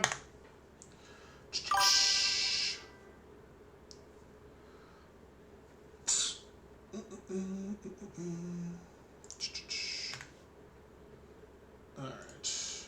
Ready to know. Alright.